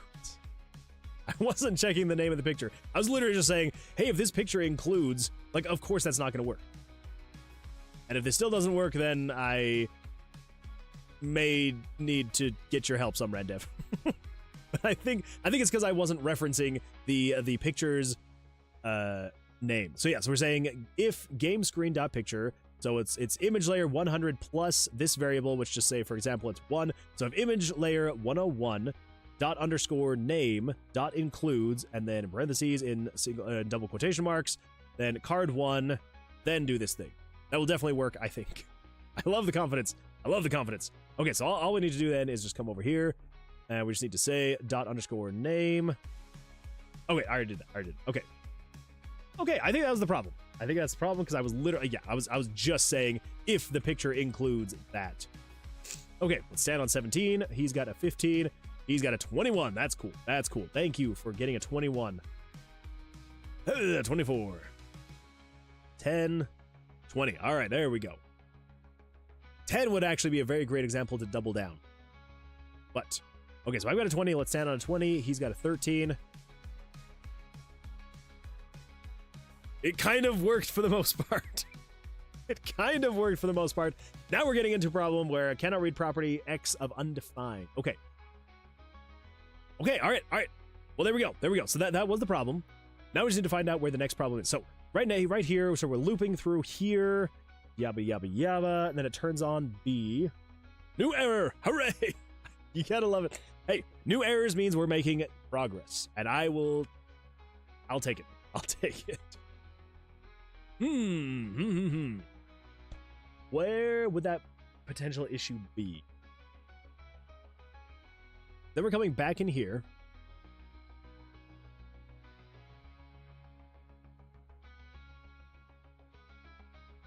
So that's resetting that. That's resetting that.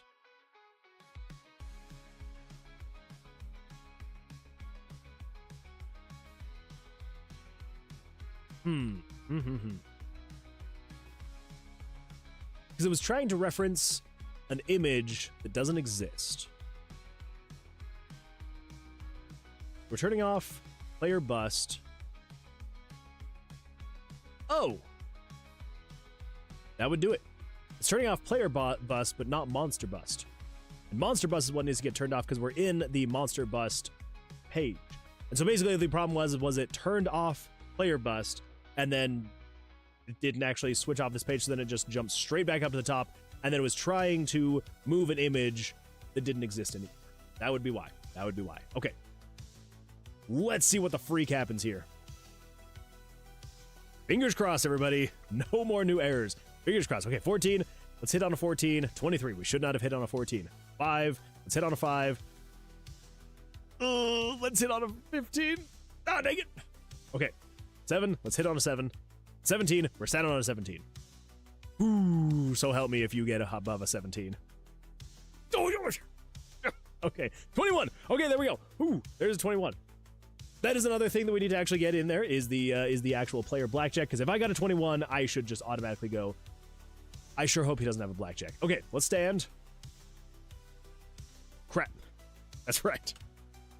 I have technically kind of set up the blackjack, but it was relying on the actual player being able to damage, and I needed to do the player damage based on the stand. So the blackjack will be set up eventually. We'll get there. We'll get there. Okay, so we got an 18. Let's stand on an 18. He's got an 11. 14. Okay, I win. Hiya, hiya. Yes. Oh, it makes me so happy. It makes me so happy when things go right. Okay, one thing, though, that we need to change. Oh, my gosh, I should not be making all these voices when I'm halfway sick. Okay, 6 out of 8. We do want to say, though, you're going to go down instead of left to right. Right to left. There we go. That's better. That is better. Okay, well, there we go. So now we can hit. Let's hit again. Ooh, crap. All right, 14. Let's hit on a 14. Dang it. Okay, 18. We're going to stand on an 18. He's got a 13.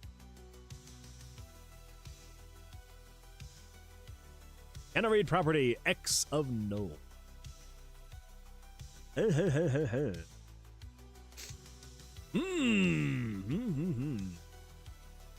Well, that's exciting times.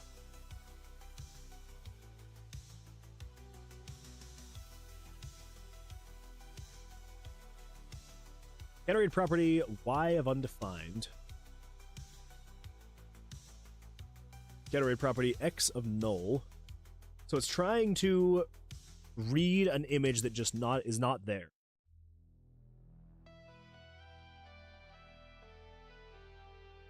Okay. I have an idea. It may be correct. It may not be. So here's what I need to do. I need to win a hand. Well, the blackjack gods have smiled upon me. 21, 20. Oh, sucker. Okay, now here's what I need to check and see. Ooh, that is a very dangerous hand for him to have. So here's what I need to check and see. I need to check and see where on earth. Let's see, it would be 34 and 35. So 34 is equal to 2. That is the amount of cards that I have drawn, which is correct. I've drawn 2 cards. And then my value is equal to 15, which it is. 15, okay. Now we need to go down to 81. So he has drawn 2 cards. Monster total card value is 11, which is correct. Okay. I'm gonna stand. I'm gonna wait. Okay, so he flips it. He's at a 20. But he's still only drawn 2 cards. So he wins, I lose. Okay, he draws his cards. Right. We're gonna hit because I've got a soft 14. Soft 19. We're gonna stand on a soft 19. He's got a 15. He's drawn 2 cards. He's drawn 3 cards. Okay. All right. It's a little buggy. So I don't know what would have caused that other error. I need to put in more checks. when it's referencing cards. Because here's the thing. It does a lot of referencing of card values of cards that could potentially just not be there. For the most part, I've gotten it down pretty well. But every now and then, it does try to reference a card that just does not exist. And in RPG Maker, if you try to reference a card that just does not exist, it doesn't handle things well, as you've seen. It tends to freak out. So. Okay, well, I mean. Yeah. As you can see, it doesn't happen every time. So there's something somewhere that was trying to reference a card value, either the X or the Y value of just a card that does not exist. So that's going to be some troubleshooting, some trial and error, if you will, and we'll eventually get there. But I think that should be. Come over here. We still haven't done the player blackjack. We have done stand though. I believe stand is technically done. Aside from that error that seems to pop up every now and then, which I still have no idea exactly what's going on there. But I think what we need to do... Dang it. Okay, 16. We're going to stand on a 16. He's got a 19. Of course he does. Hit on 11. 19. There we go. 10, 16. Okay, so there's definitely some weird stuff going on there. When we stand...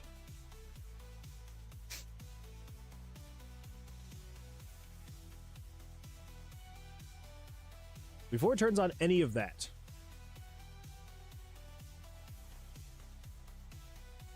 I think I just need to add just a little bit of a weight here. I think that's the problem, is it's just not weighting. And I almost wonder if maybe there was at some point in time, it tried to reference an image that it thought was there because it hadn't waited long enough for whatever potential animation should have been happening, didn't finish happening, and then it tried to reference a picture. So let's just add a little bit of a weight so it doesn't go so crazy there. It really should not go as crazy there. 15, let's stand on a 15. Might as well. Of course, all right. 9, let's hit on a 9. 19, ooh, we're set on a 19. Of course you got a 20 when I got a 19. Screw you, monster. Okay, all right, all right. Everything's fine. Everything's all right. 19. Okay, stand on a 19. He's got a 17. Okay.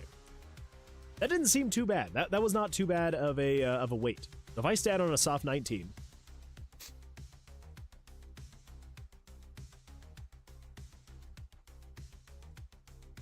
I think that feels good. It's like just enough of a weight to have it finish the animation, but you're not like sitting there waiting forever. Okay, let's actually, I wonder if I double down on a 12, as long as I don't bust.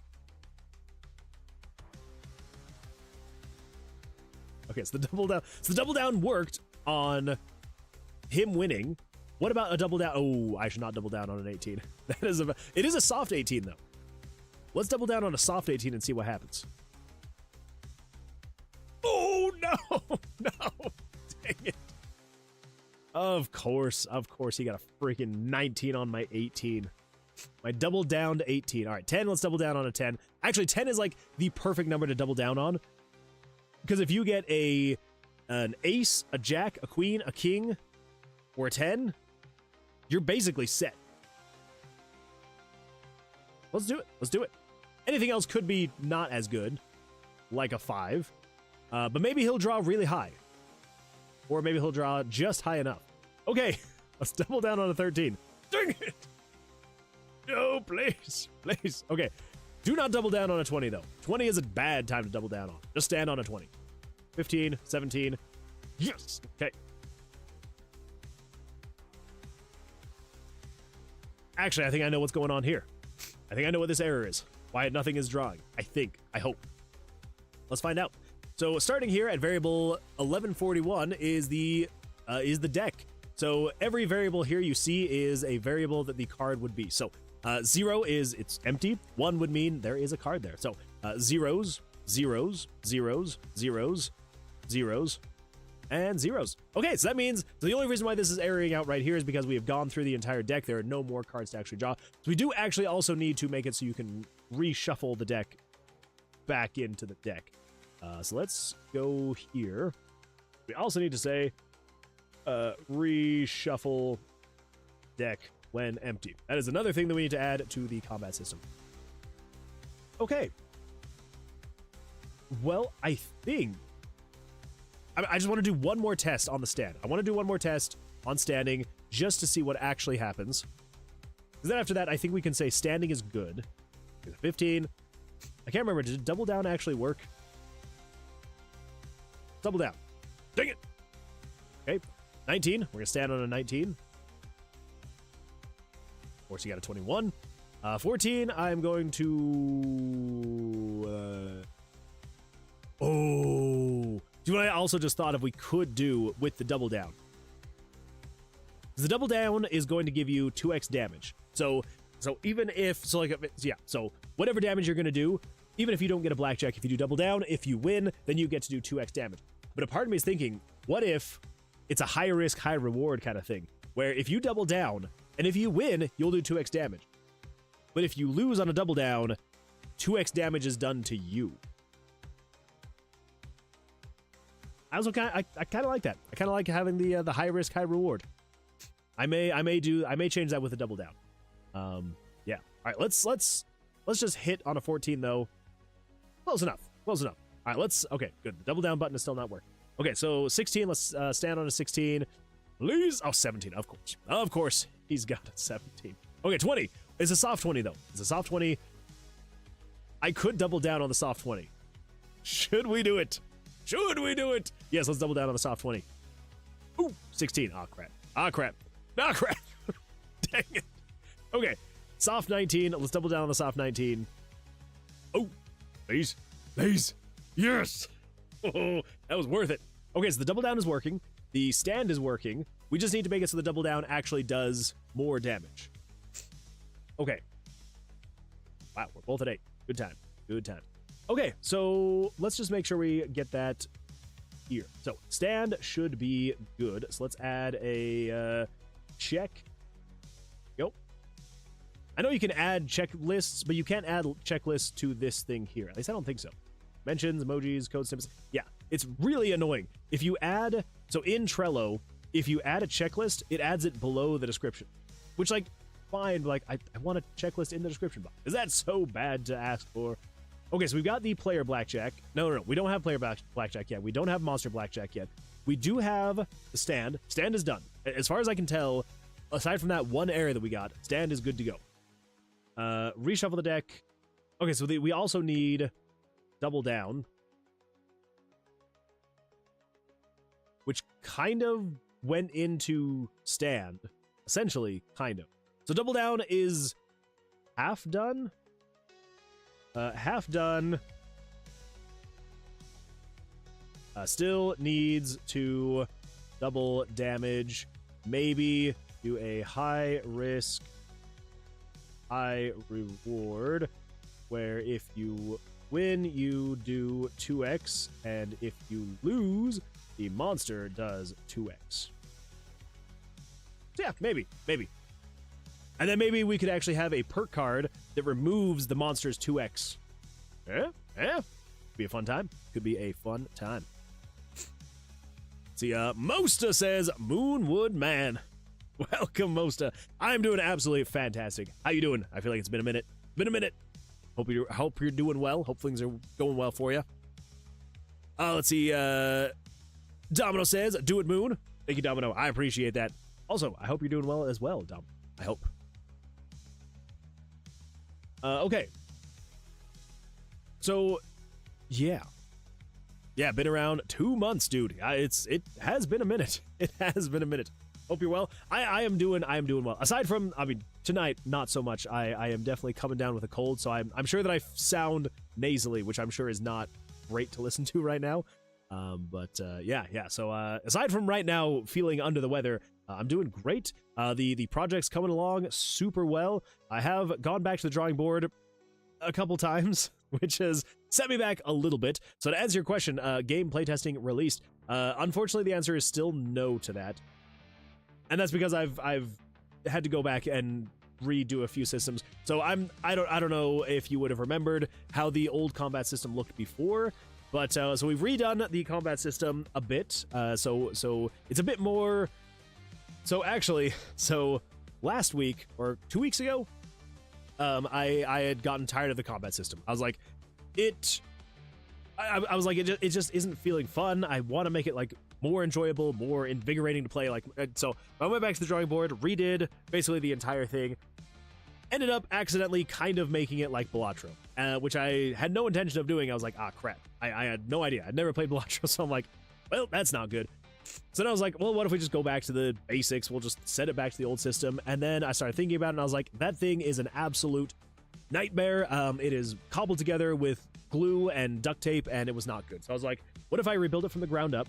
And then to make it more exciting, I actually implement all the blackjack mechanics. Because the old system, you could draw and you could stand. That was basically all you had. And you had, blackjack, obviously. If you got a 21, then it was blackjack. But we were missing double downs. We were missing splits. So we didn't have those big features of actual blackjack, we had nowhere to put them.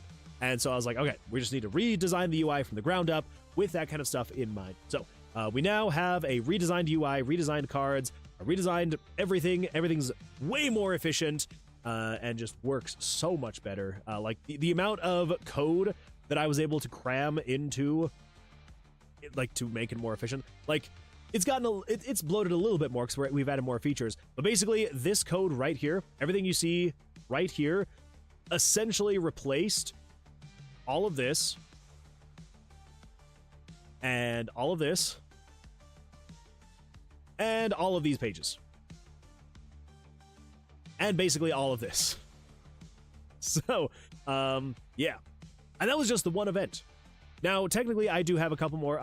This event is for the monster card draws, so that's all of that. But basically, this event here, this one page right here, that replaces all of this, and all of this,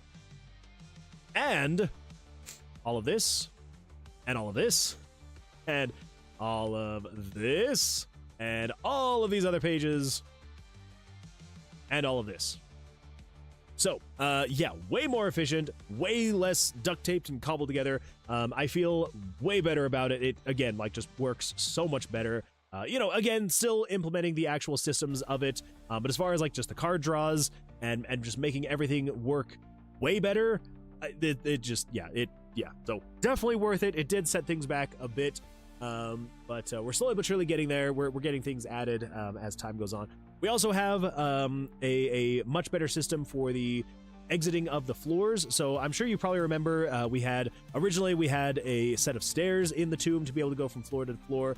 We also had we then switched to like a teleportation, and then we switched back to like doors, and then we switched back to teleportation portals. And so now we've made those better as well. So it's been a lot. It has been a ton that we've been doing. Yeah. So it's good. It's good. It was more dice, less cards. Oh, true. It must have been much longer than that then. Because it was much more dice focused. I guess maybe just a couple months ago it was a bit more dice focused. Maybe. The dice are definitely still a focus. We definitely do, still have the dice here that we're working on, which, they still basically function the exact same way. I will probably... I don't know if there's really anything for me to touch up here. I mean, it's a pretty solid system. The one of the bigger things, though, is we have now this perk card system, which is so much fun. It will hopefully kind of mix up the runs every single time. These are like temporary, buffs and debuffs that you'll be able to take with you into the tomb. And then when you die, when you leave the tomb, whether you die, you leave, whatever it is, then they go away. We also have, just one last thing, we have also implemented a skill tree. This was also within the last couple months. We're basically, as you level up, I don't know if you would have remembered the old level up screen, which was basically you were either speccing into, oh my goodness! Welcome to the Moonwood Alliance, Sumran Dev. Thank you so much for resubbing. I appreciate that. 4 months! 4 months is crazy. It didn't make the ads instantly disappear. No. I'm so sorry. But hey, now they shouldn't appear anymore. So that's good. Also, I appreciate that. Thank you for that. You're too kind. Too kind. Those blasted ads, though, they like to pop up. They like to sneak up on you. So, I do appreciate that. Thank you. So hopefully the skill tree will also be a lot more fun. Because, previously, you were just perking into, do you want vitality, dexterity, luck, and wisdom? Those are basically like the four stats that you were speccing into. And it was fine, but I was like, it just feels boring. And so I set myself back another couple weeks by being like, let's implement a whole freaking skill tree. And so you now have your vitality, dexterity, warding, and luck. And each one of them have different stats that you can spec into. Like, obviously with vitality, you've got the basic one, which is just increasing your maximum health. Then you got things like, when you fight and kill the floor mini bosses, you restore HP. When you leave the floor, you restore HP. When you kill monsters, you restore HP. You've got this one, which is basically when you die, you get revived once per run with either 5% max HP or 10% of your max HP, 15%, and so on and so forth. And so hopefully, people will be able to kind of like build out their characters a little bit more as their playstyle sees fit. So I feel like that mixed with the perk card system, hopefully it should be fun. I hope. Fingers crossed. But anyway, it's been fun. It's been a ton. So much. Let's see here. Okay, what else? Let's see. I noticed it was more dice, less cards. Oh no, the ads. Those blasted ads. OMG. I like it now, though seems fun. Thank you. I appreciate that, Mosta. Goal number one is to make it fun. I want to make it fun. And then right alongside that is I want to make something that I'm proud of. So as long as people have fun playing it, and so long as I'm proud of it once it's released, those are like the two things that I'm ultimately going for. So as of right now, I am very proud with where it is coming along. I feel like it is pretty fun to play. Oh, hey, look at that. It's the new floor exit. So yeah, so this is what it looks like now. And then you can, if you interact with the glyphs, it'll pull up some little mini game, kind of like how I don't know if you remember the floor traps, where basically if you ever saw a floor trap, you would play like a little mini game. This is going to be a different pool of mini games that it pulls up. And yeah, basically just a little mini game you'll play to activate the portal. This is the only one that we have implemented as of right now, so it's very, very basic. There hopefully will be a pool of like a dozen or so puzzles that'll just kind of pop up, and then you'll take care of it. If you lose, the spikes go off, and then you take damage. If not, then that. So anyway, and then you can go through the portal, and it does a whole janky portal animation, and it takes you to the next floor. So we are making progress. We are getting there. It is a slow but surely progress is being made. So never you fear, never you fear. We are still working hard at it. We're still getting there. And yeah, eventually, slowly but surely, we will get there. We will get there. Oh, this is going to be doing so much damage if I can actually get this to hit. Yeah. Because each one of my pyro cards is now doing 3 damage, which means this is a one hit, a one-shot kill. If I can get him. I think I'm going to double down on this. I don't think there's any way I could lose with a double down. Yeah, we're good. Oh, 21. Yes. Oh, okay. That was that made me really happy. That made me really happy that it was so many pyros and a double down, and I got the 21. Oh, beautiful, beautiful stuff. As more Pegasus would say, absolute cinema. If for any of you more Pegasus viewers out there. Okay, well, let's see. Skill tree, it will be, you got this, Moon Boy. I'm rooting for you. Thank you, Mosta. Thank you, I appreciate that. Nat 20, bro. It's so much fun. Let's see, Domino says, I'm good. Woke up from 5 hours of sleep watching your live stream before going back to bed. Well, I appreciate you jumping in here, Domino. Thank you, thank you. Quote from Airplane Movie, co-pilot, don't call me Shirley. Only my mother calls me Shirley. Oh, that's such a good movie. I am serious. Don't call me Shirley. Okay, as much as I would love to continue, I feel like my cold is kind of getting the better of me, and I don't know how much more I've got left in me, which does suck, because I do feel like we're making some decent progress. Yes, we've got stand down, which is honestly a big chunk of what we needed to do. So at this point now it's just a couple of conditions for the monster and the player blackjacks, adding to their damage and just automatically jumping to either standing or busting. Yeah, and then at that point we should be good to go basically from there. Get that rest. Thank you, I appreciate that, some random. Yeah, I do think I probably need to go. Maybe the extra hour of sleep will help tonight. So yeah, so I do think that's probably going to be, unfortunately, where we end it. Hootie End, I'm so sorry that you just got back, because we are just ending it now. What's going on? Well, we did finish some of the stuff. So being able to stand, you can now fight the monsters. The monster can fight back, so that's good. We have a few more things that I'll probably take care of between now and the next stream. I hope, fingers crossed, if I've got enough time.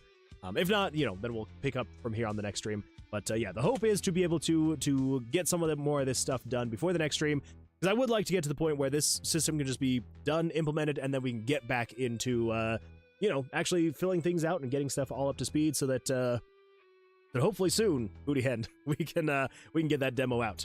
It's gonna happen. It's gonna happen. We're gonna get there. Yes. So says the voice of God. We are going to get there. We are 100% going to get there. Absolutely. Let's see here. Domino says, slowly but surely, you're getting closer. Exactly. Slowly but surely. I am getting closer. I'm getting there. I'm getting there. Okay. Any raids, boss? Absolutely. We're gonna be doing a raid. Yeah. So. Yeah, I think we're gonna call it there. Like I was saying, I think we're gonna call it there. But I do appreciate everyone for jumping in, for hanging out, for chatting. It has been an absolute blast. If anyone has any suggestions on who we should go raid over on Twitch, let me know. We're definitely gonna be going and doing a raid over there. But for everyone over on YouTube, I guess everyone in general, I do appreciate you being here. I'm going to cut to the end card screen thing. And yeah, then we're going to go over and raid. So yeah, again, if anyone's got anyone over on Twitch that you would like to suggest, we should raid Moonwood. I hear he's a pretty good guy. Pretty great streamer. One of the best, actually. I mean, you know, he hasn't worked at Blizzard for, 6 years or 8 years, however long it's been. But yeah, still pretty good. Still pretty good. Maybe raid Furion. Ooh, we can absolutely do that. Absolutely, I am down. Sorry, I don't Twitch. You're totally fine, Domino. No worries. Probably better that you don't Twitch. Yeah, twitching is not great. You know, just a little. As you can see, I'm very tired, so I'm gonna go to bed now. Anyway, all right, everybody. Yeah, so I do appreciate it. Thank you all so much for being here. Yeah. I'm switching now. Okay, thanks for being here. I'll see you on the next one. Okay. Ride some ran dev. I know you meant raid, but hey, some ran dev. If you're down, let me know. You want me to do what? All right, everybody, I'm leaving it. Okay, see you later. We're going to go do a raid over on Twitch, over on YouTube. I appreciate you being here. I'll see you all the next one. Okay, goodbye.